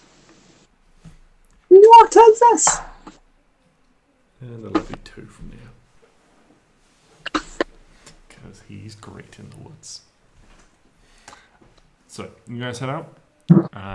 Indeed, almost before you head out, Stix, as you're casting, you're taking 10 minutes to cast Find Steed, you finish casting and Elvis appears before you, a tall, leafy figure emerging from the ground. And he sort of pads around a little bit, and you look down as he moves around, sort of makes himself comfortable in materializing in this world, and you spot on the ground a few more hoof tracks than you were initially expecting to see. Yeah, Elvis had only materialized very briefly. Baby Elvis. So he couldn't have made this many tracks, and at some point in the night it seems that someone missed another hoofed creature coming through. Did I miss it? I don't want to. Oh shit! Was it Amorous? Because she could turn into that elk thing. I mean, she's a fucking like god or whatever. She could. So could be her. It could have been. You don't know. That's terrible. You set out and you begin making your way. Traversing through this part of the woods is relatively pleasant for you. The sun is warm today, but there's a little bit of a haze in the air, and you realise that sort of as it's burnt off and gone into the upper atmosphere, this layer of ash is sort of swirled around and been distributed over quite a large space. And so for most of the day, it almost seems like you're walking in this very light snowfall, as occasionally a few of these flakes will drift down through the canopy and actually make it. But as the day wears on, it gets less and less frequent as the distance you cover increases.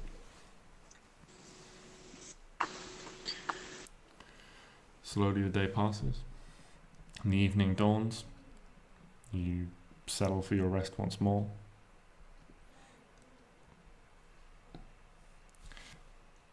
The next day, you carry on, making your way towards Yelion. There's a bit more of a spring in everyone's step, having had a day to recover. A day, just to relax and be in each other's company, feel proud at a job well done. This dangerous thing that had begun to corrupt many of the creatures in the surrounding area, the plants, things like that, has been scoured from the land. And all you've got left to think on is the things you found. We've got Penny, the coin mimic, who I believe is in Arwen's pocket. Yeah. You have this wand, this spell book, and this letter with a name you've heard before. Crowley. Crowley. Whatever they're doing, it doesn't sit well in any of your hearts, especially Arwen and Stix. Whatever he's doing certainly seems to go against the natural order and disrupt the land. Or Yes. he just has no regard for the consequences of his actions. Which Twice is now you've come across the influences in his, or come across his influence in the world, and both times nature has suffered because of it. So a slight unease weighs on you as you think about this. But you have other things on your mind as well. You've been gone now quite some days. You wonder whether in the 5 or so days you've been gone, will the council have made a decision? Will you be back in time? And Neo kind of poses a question that you've all been thinking, but no one's really voiced. What next?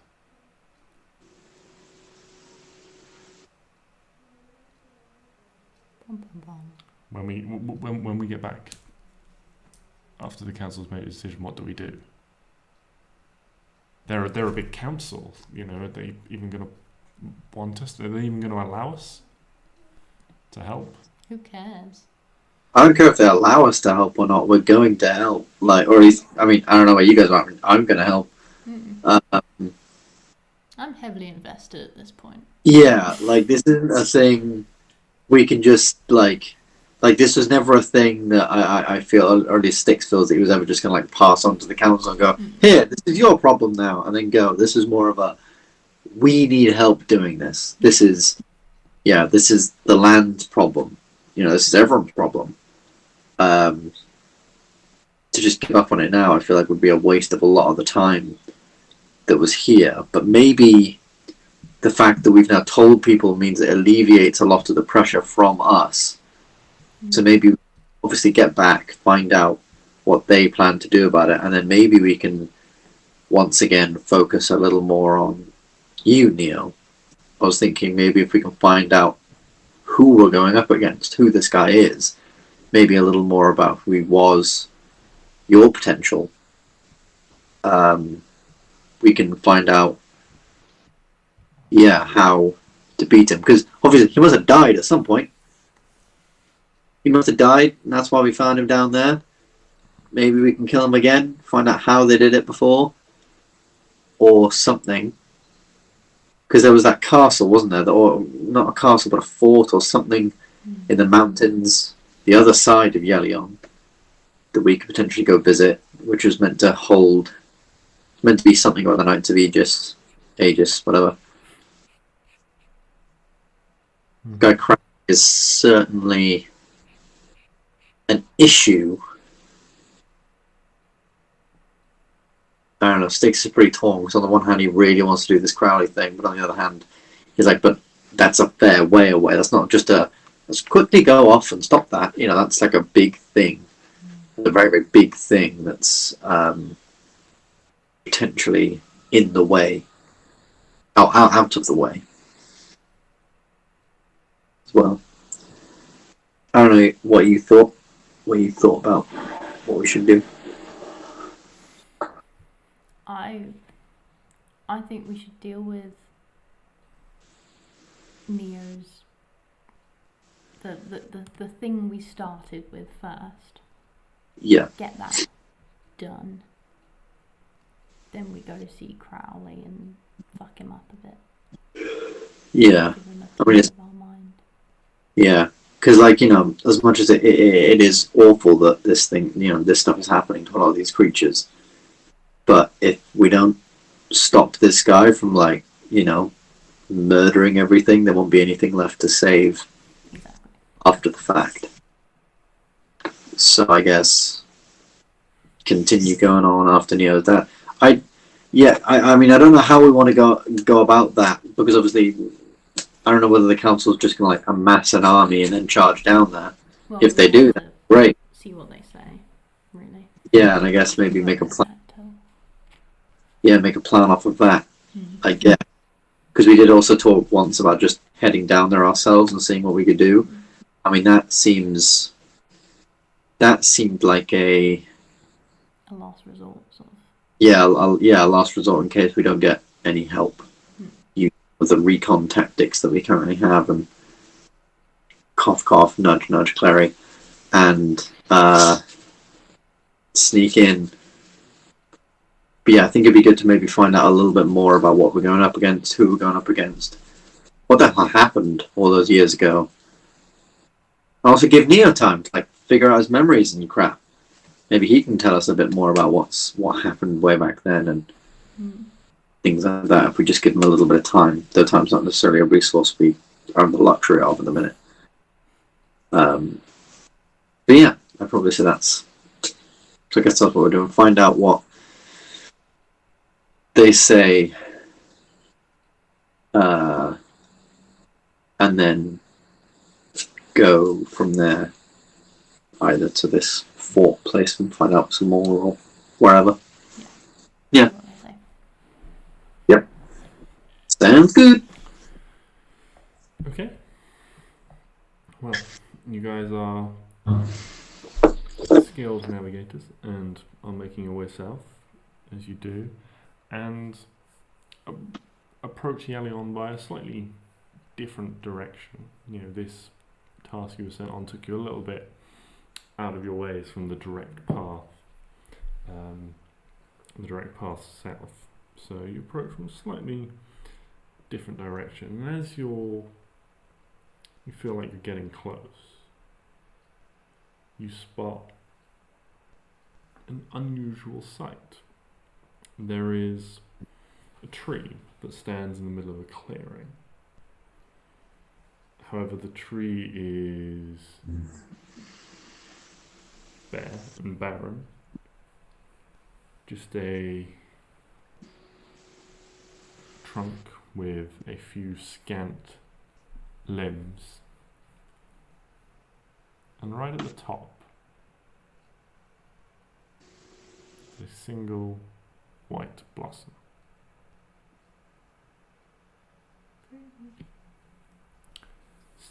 Scattered around the base, embedded in the trunk, objects glitter in the sunlight. And as you step closer, you can make out the details. You can see each item appears to be a dagger, or an axe, or a knife. Some form of bladed weapon has been embedded into the trunk. Some of these look incredibly old, incredibly rusted, handles and things worn away into nothing until it's just the metal tang, rusted and with age, pokes out of the trunk. Some of them look newer, almost pristine, as if they've only been there a few days or weeks. Others in between, the first signs of age spotted with rust patches growing, dried leather handles things like that. But all of them, every single one, as you draw close to the trunk, you can see has 2 rings tied to it. A number of them don't, as you see, but you can see around on the ground, littering the base of the trunk, is rusted, tarnished, silver, gold, all different metals, some with ornate jewels in them, all in covering the ground, tied to these weapons as they've been embedded into the trunk.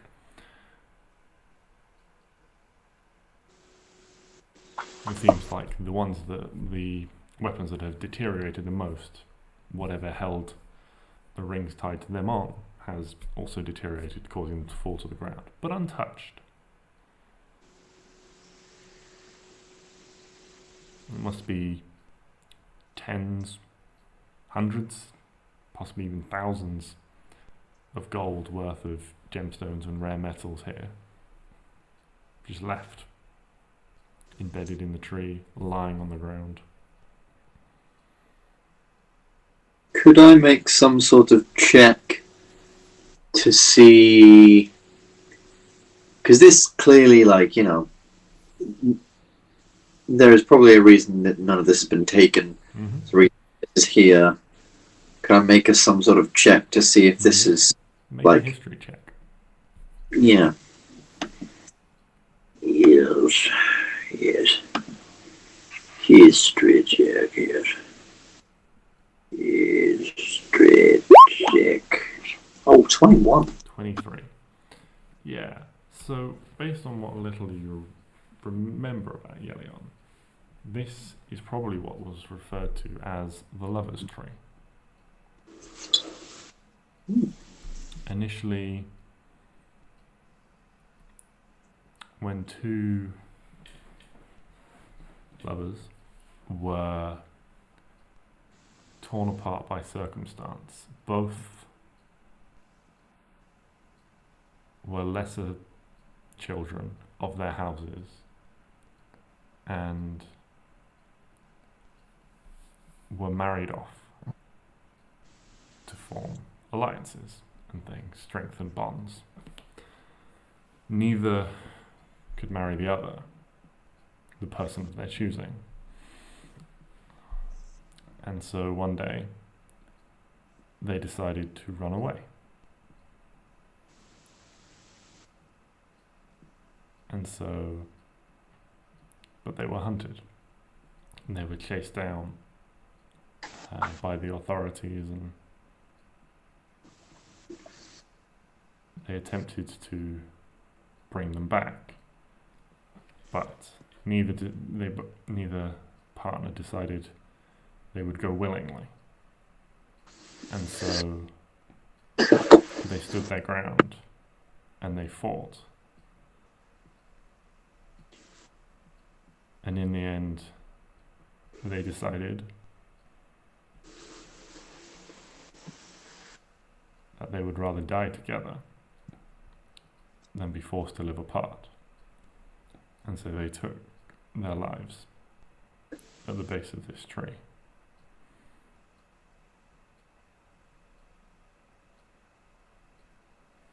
Ever since, couples have come to the tree and they have buried the hatchet, so to speak, making a vow to, or the gesture symbolizes that any problems they face together, rather than it being husband against wife or anything like that. It is something that unites them against the world, essentially. And they at some point, someone started threading rings onto their hatchets, their daggers, things like that, and the tradition stuck. And so people have carried on doing so. and it is believed that if one were to steal from the tree, the ghosts of those buried here, those who died here, would haunt them, would punish them, would cast great misfortune, would lead them to be cursed.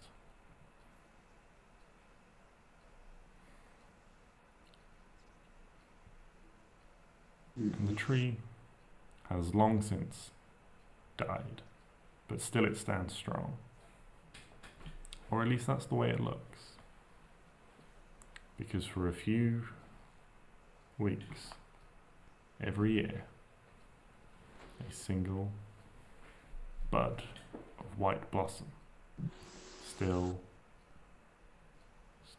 comes forth from the top of the tree.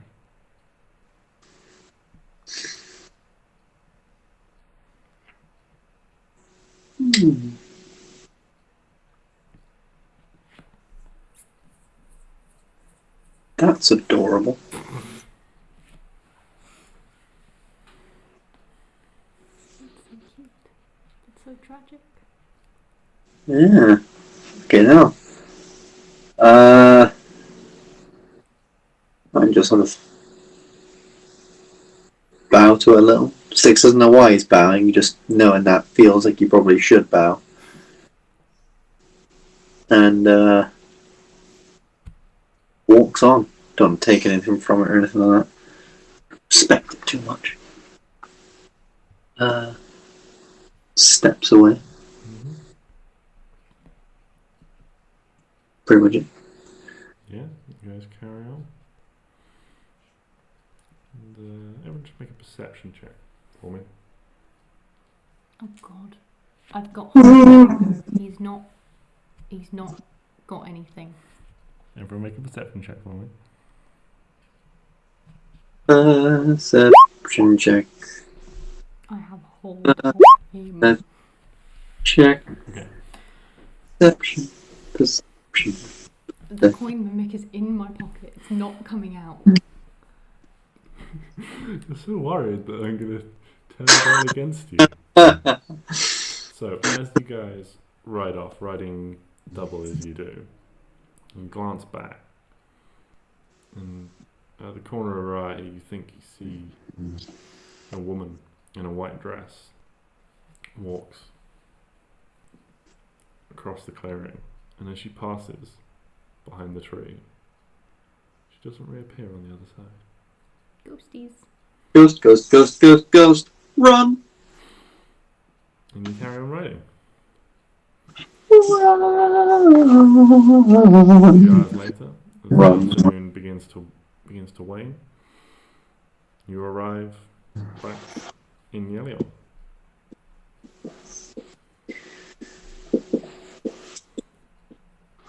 You approach more from the west this time than from the north, where you left, but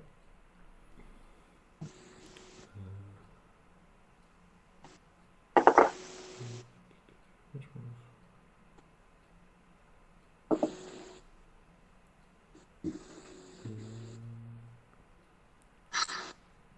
So I'm looking for it in my notes. So yes, you arrive from the west in the Petal district. The slow build of shops and traders and taverns. There's a few still sort of hawking their wares in the late afternoon. Would like to. Are there any arrow people? Yeah, you can seek out a blacksmith if you wish. Yes, please. Mm-hmm. How many arrows would you like? 6, please. 6 arrows. Yeah. It's probably like 3 copper or something. Excellent.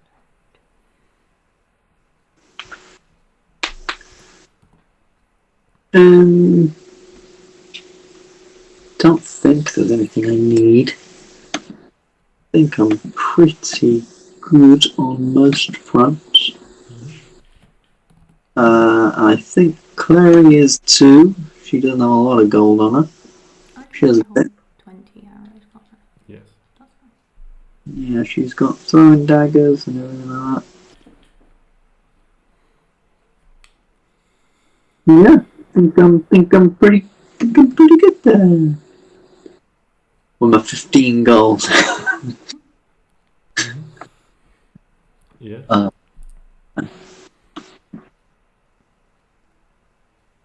Yeah, there are a number of sort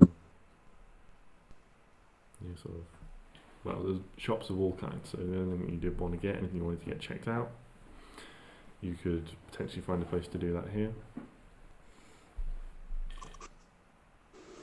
Otherwise, where would you like to head? The city is yours. It's mine. Mm-hmm. Yes. Steal it. I'll put it in my bag of holding. Arwen starts shoveling dirt into the bag of holding.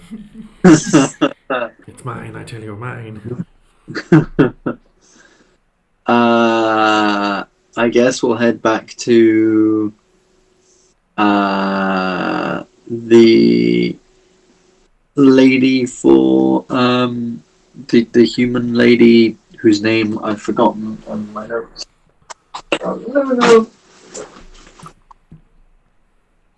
I'm remembering something like, I guess there was something like that. I can't remember. Lady, was it Lady Verona or is that someone else? Oh, yeah, that's someone very, very different. Head back to the human woman and ask if a decision has been made. Okay.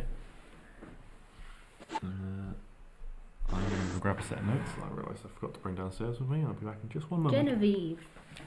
Genevieve! I knew it was an average name. Some strange name like Squidward. I don't know what fucking name these people have. Lady Squidward. Lady Squidward and Mr. Squidward.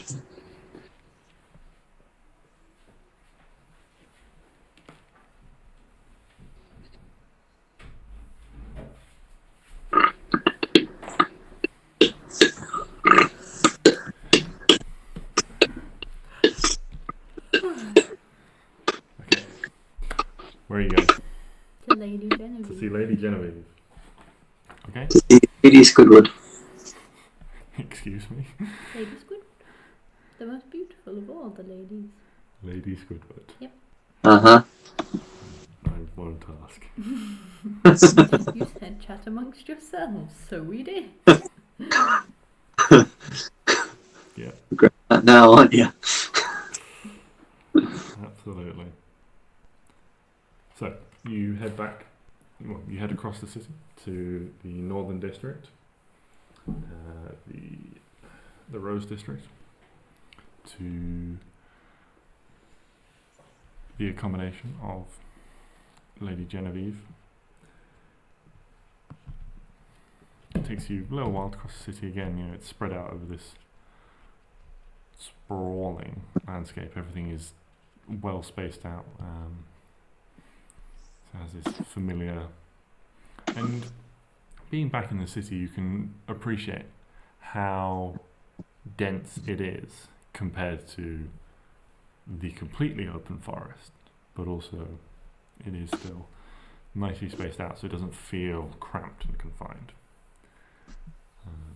Evening is drawing in by the time you reach the house, and you walk up and you knock on the gates, and approach the guards on the gates. Sup, homies, it's us. That. Yeah, we are back to hear an update on our little predicament in the south. Would we be allowed in to speak to Lady Genevieve?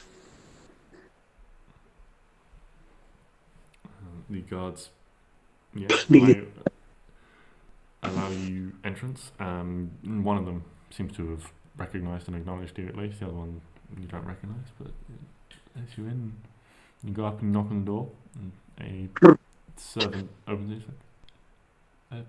Yes. How can I help? Yes, hello. We would like to speak to Lady Genevieve and acquire an update about the council's decision on what will be happening in the south. Would this be... I do apologise. Yes, come on in. Her ladyship has only recently returned. Follow me, I will escort you to her study. Returned from where, if you don't want me asking? Council. Yes, Oh, returned from council meetings for the day. So she left the city for some reason. Got confused. Please, wait here.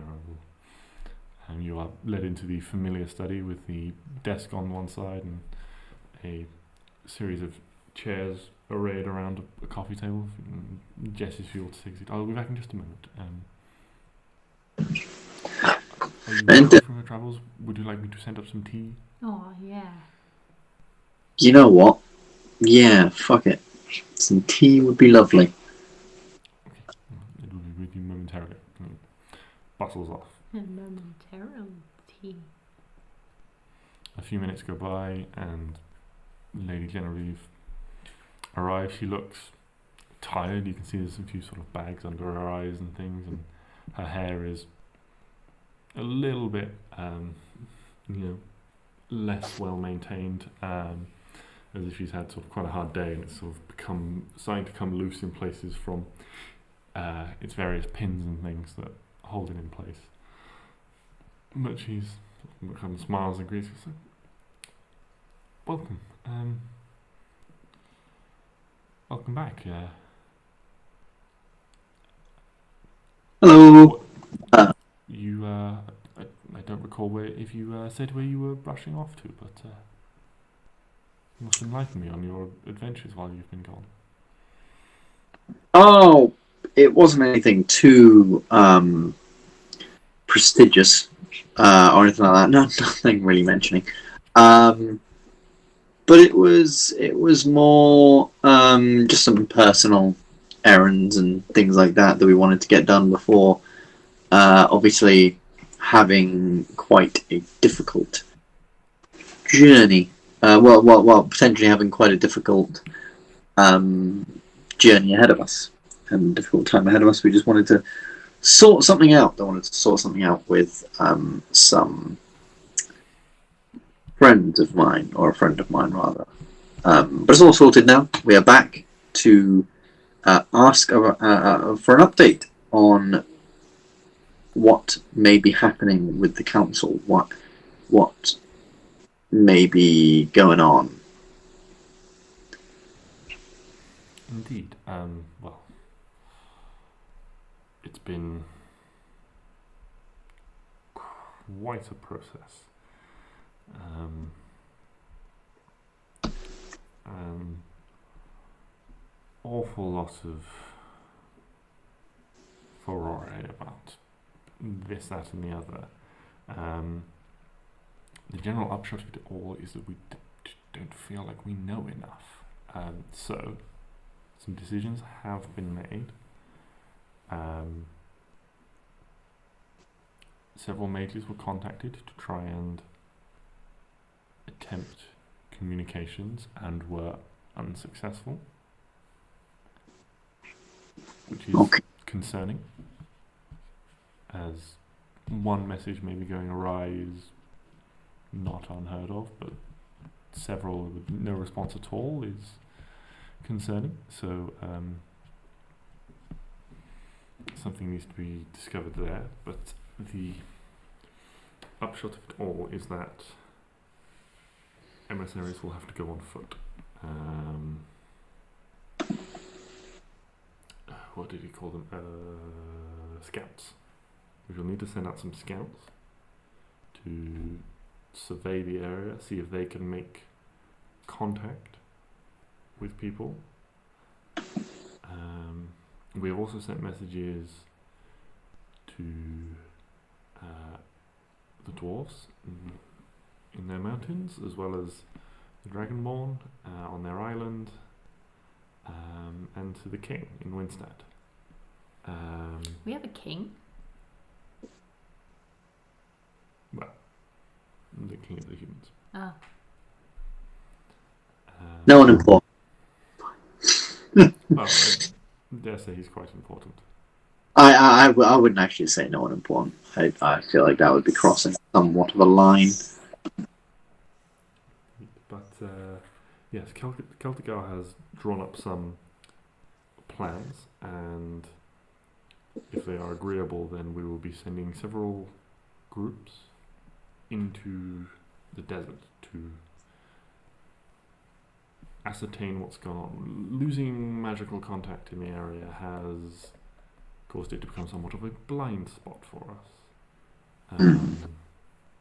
So their objectives is to make contact with the heads of all 4 tiefling clans and get a clear idea as what is happening.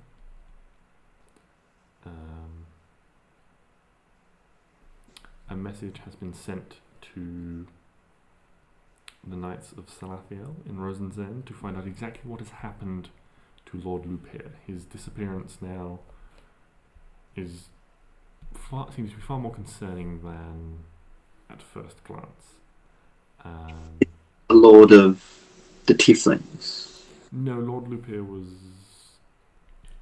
quite a young lord from Rosenzen who, when rumours of this Darkling wizard, this necromancer, appeared, he took a group of knights to put down the rising of undead. He has not been heard from since. And while we didn't concern ourselves with it as a council, we perhaps naively assumed that all was fine. No news was good news. I see. Right, okay. So we need to find out exactly what has happened and what, if anything, he saw and discovered and where he is. My dude, he is dead. We have also decided to set up a refugee camp. Whatever is happening, there seems to be vast numbers of tieflings leaving the desert with very few places to go. They are scattering far and wide, and while there may be people willing to take them in, there are also those who do not want errant folk wandering across their lands who are not traditionally under their laws. That's fair. Currently where is undecided. There are 3 proposed sites. It is still under debate as to who will bear the brunt of this amassing and who will be mostly responsible for looking after. Everyone. There is the area north of the Three Bells Lake in the south. Also a site is proposed on the edge of the mountains north of Elgaroth Lake. And a third site is east of the Red Spears, the mountains outside Rosenzen themselves. So there will be 3, or there's only going to be There one? will be 1 site, but there are 3 proposed sites right now. No, there should be 3. North, south and east. The hope is we can gather them all together and reunite anyone who has been separated with those they have been.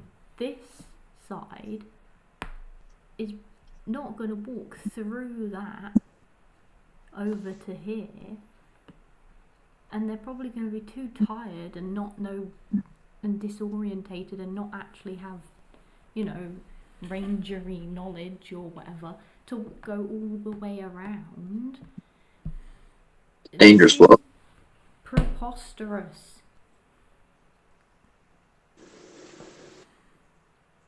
Yeah.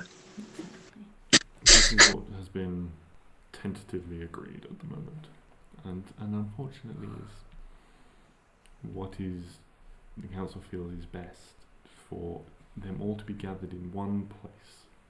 Well, yeah, eventually, but there needs to be 3, and then a communication between the 3 to reunite people. Oh my god, I should just do it. If you have the power to magically reunite people across such distances, then please be my guest. Yeah. I could talk to birds and make them send messages. To be fair, Right. wouldn't be the worst plan. And my friend can make this device where you can talk to each other. Indeed, such a contraption may prove useful. Who is this friend? Who? Her name's Mildred, Mildred. I think. I've forgotten. What's my friend's name? Oh shit. Everything's... I don't think it was... Was it No, Mildred? Matilda, Soz. Yeah, I thought Mildred was Um, quite right. if you do indeed know someone that can create such devices, I've not heard of a thing before. Yeah, she's cool. Where can you Bit find wacky. her? Oh god no, she has a weird house that goes places. I see. That's going to be rather difficult to act upon if Not Can't really, find because her. I can talk to her. okay. There's more of a point of asking her to come here rather than finding her per se. I see. So you will. Can I ask you to ask on our behalf then? Under one condition. I may not necessarily in a position to grant it. You make 3 camps. I'm not in a position to grant that, unfortunately. I do not have to say so. Well, when you've proposed it to the council, I will talk to Matilda. Happily. I'm sorry you feel that way. If he is indeed able to create such devices, then such a thing could vastly aid people in need. Yeah.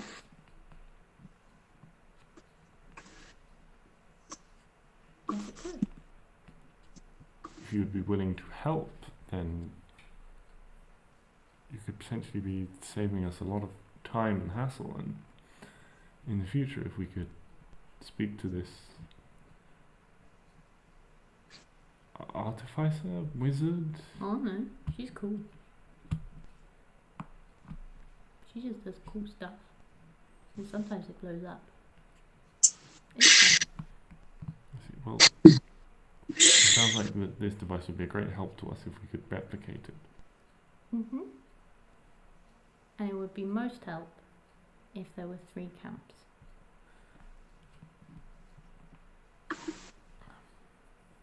Something like this, yes, may help something like that, but I do not have the power to just make these decisions. This is why there is a council. Yes, and you are part of the council, therefore you can suggest it in... I will talk to her regardless, but you need to say that I won't until this thing has happened. Or, like, I can't promise anything until it's happened. I can propose it again with the proviso that this Matilda has been discovered to be able to do such a thing. But remember, she's my friend, so, like, yeah, don't take her away and stuff. Because, like, you can't have her as your friend. Just saying. I will She's my bring it friend to the council's attention that there is a magical inventor known as... Do you have a surname? No. Don't think so. Known only as... Can you describe her? She is a dragonborn, I think. Dragon Ball. What colour? Forgotten. It was in my other notebook. Okay, a dragon. I think she might be the green, red, blue, green, black, red. No, not sure. One of those. Oh no, yellow, gold. No, I don't know. Don't remember. Yellow. It's yellow, not one of them. Yellow dragon. No, it's not. Okay, maybe she's gold. Was she gold? Help me. I need to remember my friend. Make an intelligence check for me. Can Neo try and remember as well and give her advantage? Yeah. As Stix wasn't there, I will say, Neo, you were there. You must remember. And so was Hugo. Help. You can have advantage Yay. because of your friends. I have friends. Where the hell is intelligence? There is. Shit. A 10. Do I remember the vague colour? The hue. It was like a browny, There red. are a few colours that spring to mind regarding Matilda. One is Black. purple, Yeah. because for some reason she's asked you to look into purple worms, and Yeah. still not sure about that. And the other is blue, because when you met her there was a lot of blue smoke Yeah. coming out of her house. Yeah. And you're thinking for a little bit, and then I think you remember red. Red! I knew it was red. I said red. Yeah, Red. you also said about 10 other colours. She was red. You also said yellow, which is. Well, I thought yellow was a colour. Is it not? No, It is a colour. there's brass and gold. The No, old yellow, it's same thing. Actually, no. That's a lie.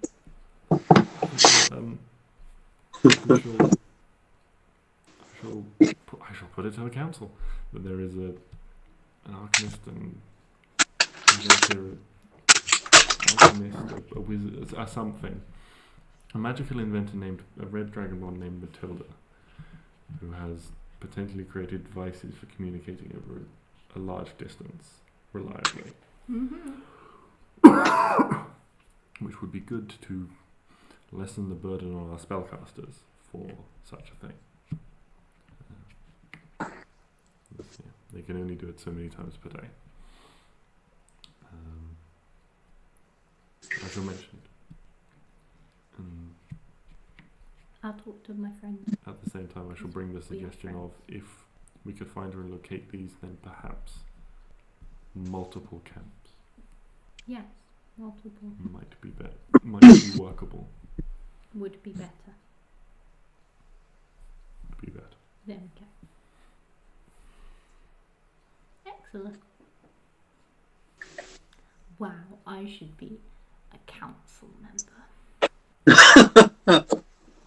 I should just rule the world. This is my villain arc. Oh dear God. Oh my God, that could be so cool though. Like, you can imagine like Lich Arwen with like Hugo is now like a fully grown adult black dragon. That should be dope. Campaign 2. Campaign 2. Boogaloo. Oh, the me and Klari are like lieutenants, you know, the people you got to take down before like a mini bosses. Yeah. I'm just saying, that's taking down Stix would be fucking impossible. Fucking bonuses and shit. And then and when you use that like transform feature, like all your armor just goes into this like whole like skeletal elk vibe, and you get like this like terrifying bone mask and yeah, that should be great. And then like Klari, like she's like a villain and she's just fucking like invisible. That'd be terrifying because she could just like just like go invisible and suddenly come up on you, sneak attack, you're fucking dead. You blow up. Appearing out of like any shadow. Literally. Arwen's just like having a conversation, and then just like there's a shadow on a pillar, and just Klari just materializes like it's a door. Why are we good? We'd make such good bad guys. Such good bad guys if you didn't love animals that much. I can still be a bad guy. Yeah, we could still be a bad guy and love animals, okay? I could totally go through a villain arc where I think, all you fucking people killing the... Fuck it, let's do it. Let's go on a villain arc where we say, all you fucking people destroying the environment with your buildings and with your everything. Wildlife should take back over the world and we'll kill everyone. This should be a thing. It shouldn't be a thing. Stix isn't a bad guy. You're a bad guy, but you're not a bad guy. Anyway, okay. So, you said earlier you need scouts. We can Right. go. Yeah, have you decided upon these scouts? Because I think we could be useful here. We are very stealthy. We can take care of ourselves. Hell, we've been doing that this entire fucking time. Plus, we have prior knowledge and encounters with this. Yes. And we have a vested interest in this, well, like no other scout would. And therefore, I believe that Right. CV, um, of scout. yes, I believe that Celtgar is overseeing the preparations. Celtgar. Celtgar, yes. Interesting. For the scouts, Who's Celtgar? Celtgar is the Dragonborn male. He's a big green Dragonborn. Yep. Celtigar. Oh, I'm spelling it with Oh. a K.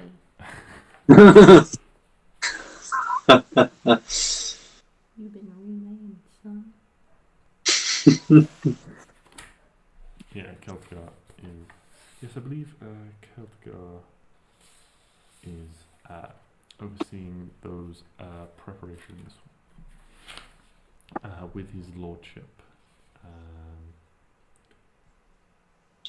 with Lord Winston,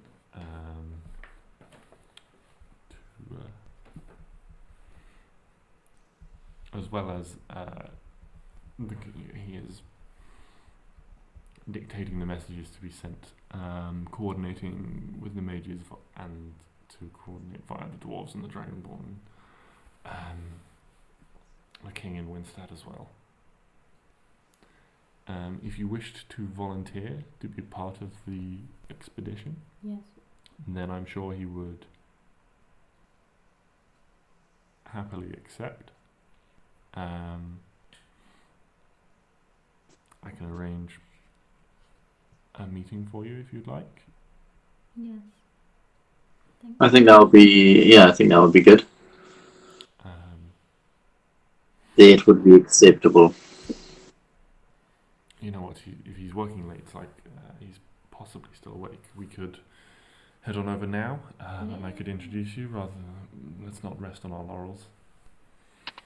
Yeah, laurels and that stuff. Okay. So she stands up, sweeps out of the room, and leads you all outside. It's now dark outside, but not too late. Just late evening, but not full night. And she leads you a short way away, maybe sort of 15 minutes, 10-15 minutes to another manor that looks very similar.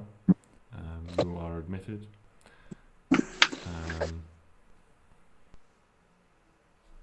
And the servants recognize that you led straight on in. Again, upstairs to a similar looking room in terms of proportions, but is much different in terms of decoration. There is an identical looking desk, but the decoration around, there are a large amount of ornate-looking weapon racks, weapons of all descriptions, swords, shields, axes, daggers, a couple of interesting looking ones as well. You spot a lance, which is quite unusual to see, and there is indeed, and there is Lord Celticar's great sword that you saw him with when at the council. And the man himself is there with several other elves.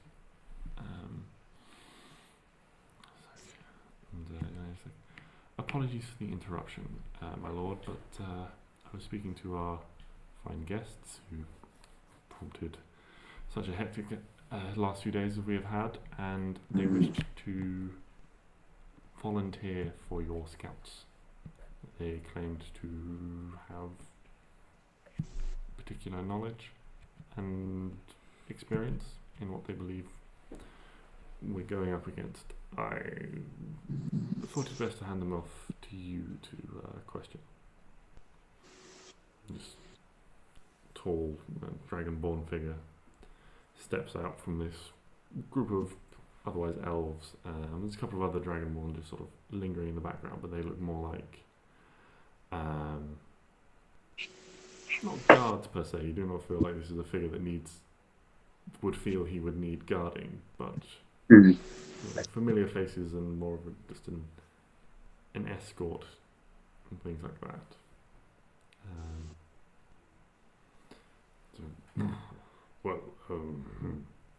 What is it you think you can offer? What experience have you got? We fought him before. We've fought many of the kind of undead that he possesses. We were there when, a lot of this was beginning and began. And we have a vested interest in this like no other regular scout would. So you can guarantee that we work our absolute hardest to get this job done. I myself am a paladin of Zuriel, highly trained in combat, as is my friend Arwen here, a wanderer of the wilds, an expert in the wilds. And our friend Klari here is a very sneaky and stealthy person who can infiltrate any castle, any fort, anywhere, and come out unseen and unscathed. And we have our friend Neo here, whose skill, whose skill in combat is renowned. And abilities of defense as well as attack are second to none. I will literally do this. You're really selling it there, Stix. Thank you. You're welcome. You say you have a vested interest beyond an ordinary soldier. Can you elaborate? Well, we were there when this started. What? That. We were there. You would fight to defend this land more than any other. Well, as I said, I'm a paladin of Zuriel. I love this land more than most. I've trained under, shall I say, exceptional tutelage. My friend here is a druid. She is a particularly skilled druid. And we've spent a lot of our time travelling these lands, knowing these lands, not just a homeland. For none of us, except for Klari, really have much of a homeland, should we say, more of a understanding and love for the natural world and everything around it, as well as a love for the people that we've come to know. And we believe that a lot of this is worth fighting for. And what do you... Those are admirable characteristics, but what do you know Why is this of a the job desert? interview? I don't know. It's just gone like that, isn't If you were a fruit, what would you be? it? Be a pineapple. Kind of I've been asked that job interview. That feels like a strange. Yeah, that's a real out of left field question. Yeah, if you're a fruit, what would you be? Oh, I'd be a carrot. Oh, you don't get the job then. Mm-hmm. Yeah, because the carrot's not a fruit. What can you tell me of the desert? Have you been there? Tieflings live there. Yeah, this one's for you. We have not been there, but our friend Neo is obviously a tiefling. He grew up there. He is from there. He knows the desert like the back of his hand. Don't you, Neo? Make a deception check. Boy, I'll I'm help you.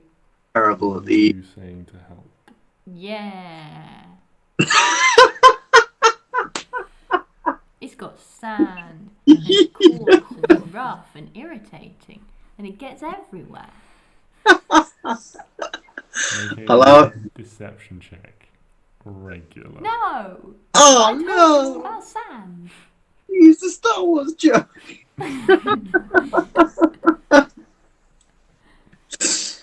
Oh fuck. All right. Tough crowd. All right. Seven. Oh. I am great help. I'll have you know. Narrows his eyes at you. Indeed, I have heard a little bit about. If I recall you saying when we were first introduced, your friend is missing a portion of his memory. No, it's coming back. It's all good. I'll go. Is Coming back is not back. You're not back. I don't know what I'm saying anymore, Stix. Help. it is. His memory is coming back slowly, yes, but it is coming back. And believe us when we say he has vested interest above, well, most of us. This is his homeland. This is something he as a paladin is actively fights against. He's taken an oath against. So memory or not, he will fight till the bitter end. Won't you, buddy? Ding, ding. Admirable, but one thing I love that concerns me above all, you are both strike me as brash individuals. I'm not brash. Impulsive. How dare you? Could you follow orders? No. That's my answer.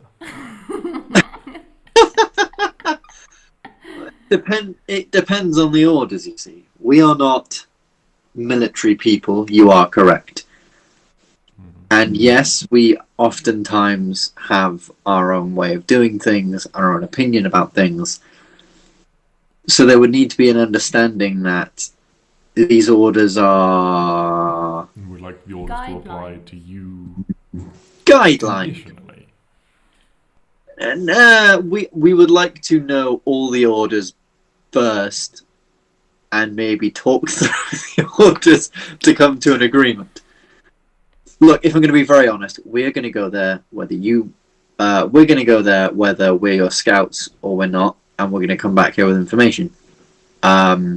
If you want us to go and save some of your soldiers' potential death, then great. If you want to send soldiers as well, coolio. But I guarantee you, given the likelihood, we'll come back and they won't. So for They their won't come back because we'll be there going. that. So for their sakes, maybe it's best you take us up on our offer.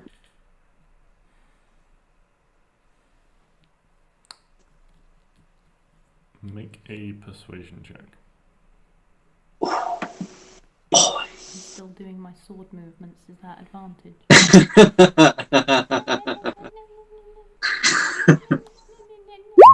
With the sound effects. 18. Why did my sword movements not? If you wish to accompany the scouts, then you may. Right.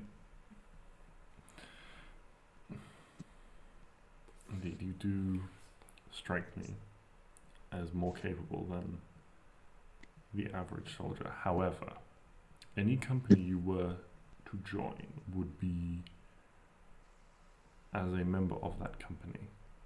There would be a commander for you to obey. You would, even temporarily, be hired. There would be pay. But if you could not keep your insubordination in line, there would also be punishment. Ew, like what? As is befit any regular soldier, additional duties, watches, cleaning, Oh no! those sorts A of things. watch! Oh my god! No, to be fair, you did just say cleaning. That's actually not. That's not. What, That's cleaning the forest? Where else are we gonna clean? Cleaning the other soldiers' pots, pans, gear. Do I have to wear a uniform?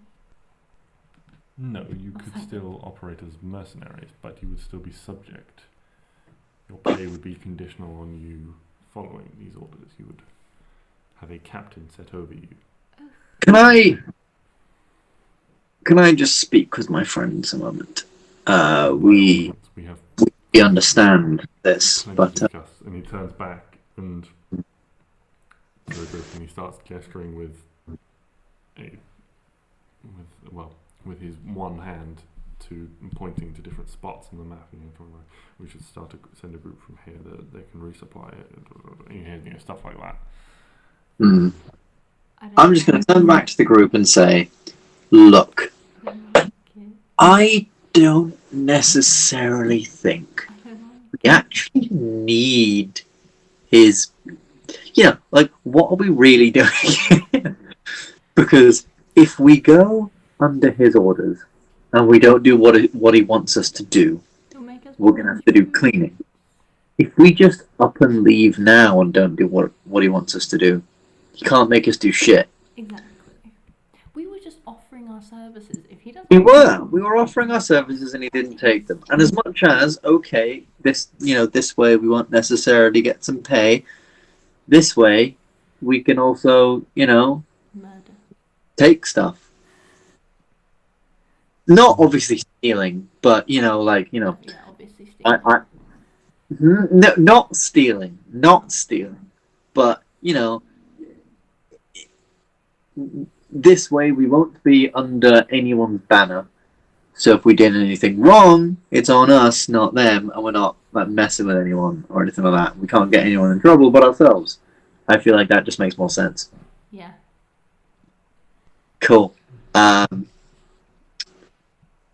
Neo just sort of trying. Armies have a particular way of doing stuff, and I don't think Arwen fits the nicest possible way, Arwen. Wow. Arwen fits the Wow. mold of a soldier. Wow. No, this is because I think you'd just get court-martialed for insubordination in about 3 minutes. Yeah, probably. Sounds like me. You're not wrong, but wow. Can't believe it's so bold yet so true.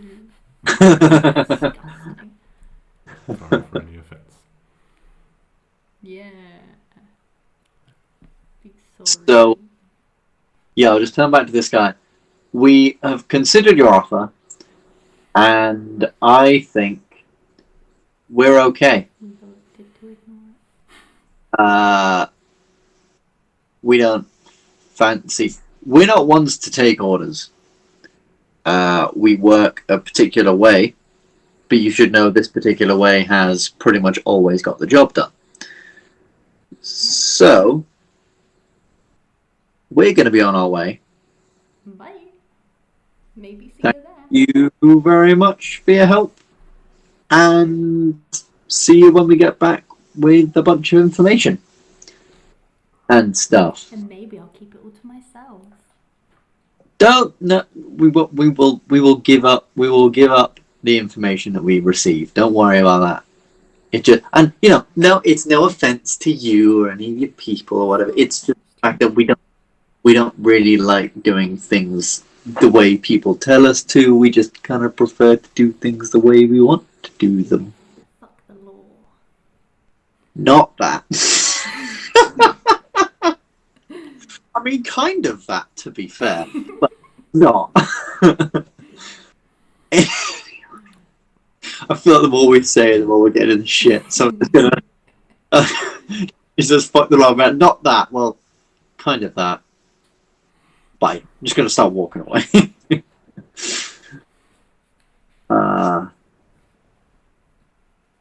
Yeah. I really hope Chantal agreed with that. She's fine. She's a rogue. She has a plus 13 sleight of hand. Now she can either use that to steal things or not to steal things. With great sleight of hand comes great responsibility. See, if she was in the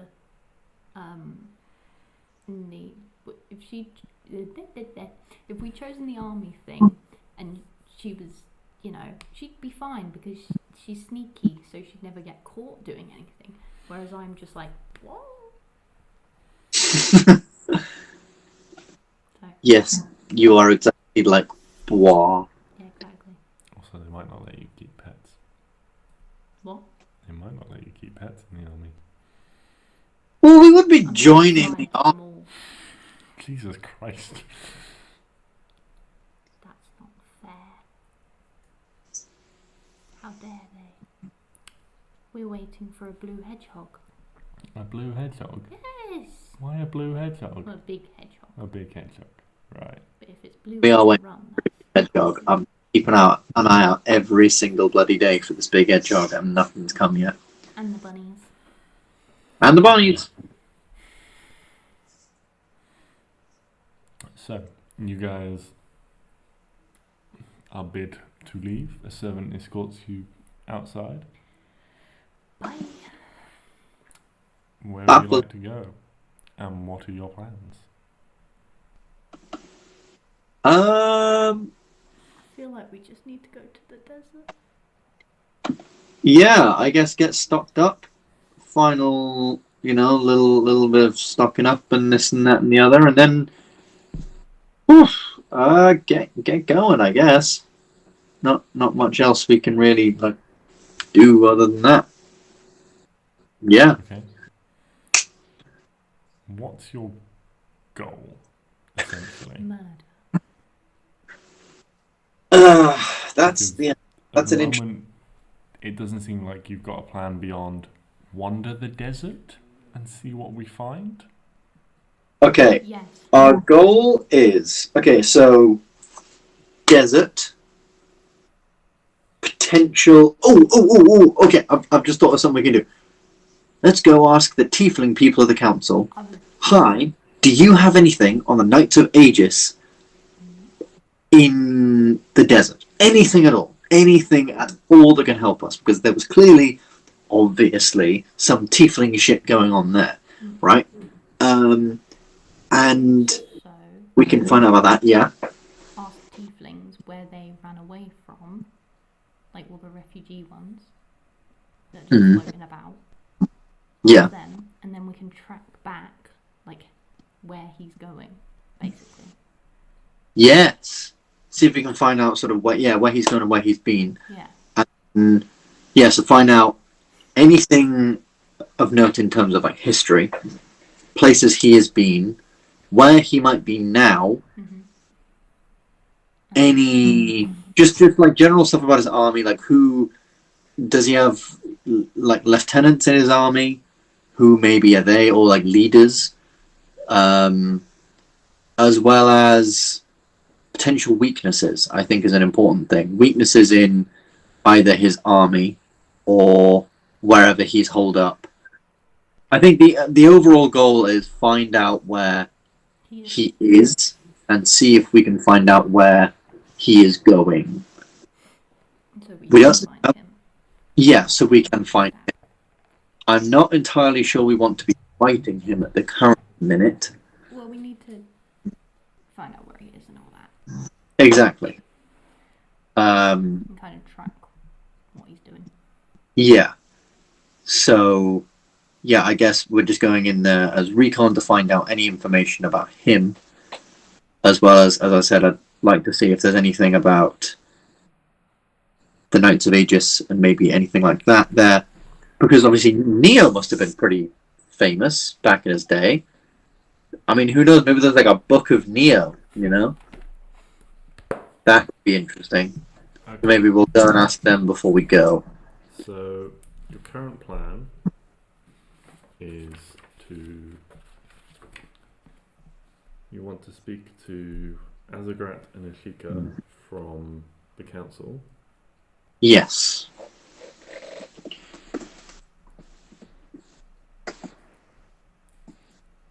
Okay. And you want to ask them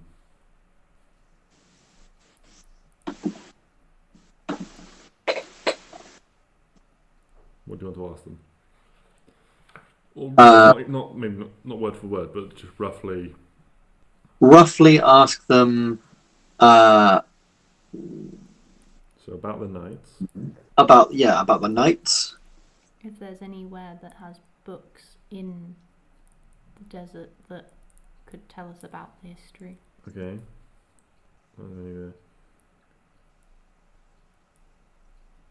Anyway, you can do research basically. Yeah. Anyway, we can do research on the history of this guy and of the Knights of Aegis and things like that. We'll find some refugees nearby. Ask them where they've come from. Yeah, plot it on the map. Get the dates. Okay, Yeah. so you want to speak to refugees about their experiences. And then finally, when we go to the desert, we would like to see if we can track down where Neo's dad is, where he is potentially going, as well as find some historical information about either Neo or his dad or anything like that that might help us. Old libraries, temples, places like that. Okay. Whew. So,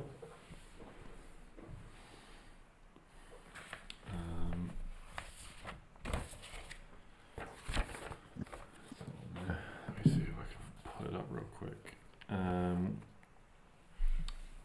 As a reminder, one of your readings, your fortune readings, was about knowledge. Do you know what? And you did also mention wanting to go and investigate the mountains. Oh, yeah. Oh, did we want to do that now? That does hold some information. Maybe there could be something there that might help us on our way. Yeah. Do we want to do that now, or do we want to do that later? No, we could do it on the way. So we just take a quick detour and then obviously do all the stuff that's still in this place. Yeah. Go to the mountains and then go straight down to the desert. Yeah, I think that's a good idea. So yeah, almost take like a right and then down thing. Yeah. Yeah, pretty much the plan. Okay. So you're gonna go to the mountains first. Mm-hmm. Mountains first, and down to the Brown Red Desert. Hopefully, there's between any of these places that we can stock up and things. Then we're good. Okay. And you guys know there is a library here, so if you want to think of anything you'd like to research there before you leave, you can take some time to do that. If you've got any specific topics, just drop me a message in the week, so I'm potentially not coming up with stuff right off the dome. I can, I've got some stuff, so especially pertaining to some of this, so it won't all be. But if you've got anything, then just let me know, and I can hopefully be fully prepared. If you do want to do some research before you leave, if not, then we'll do a bit of travel to the mountains, and you guys can find some stuff in the mountains. Sounds good. So other than that, I think it's a good place to end it. Mm-hmm. Indeed. Plan of stuff to begin preparing. You guys have got some clues to follow. So, until next week. Next time.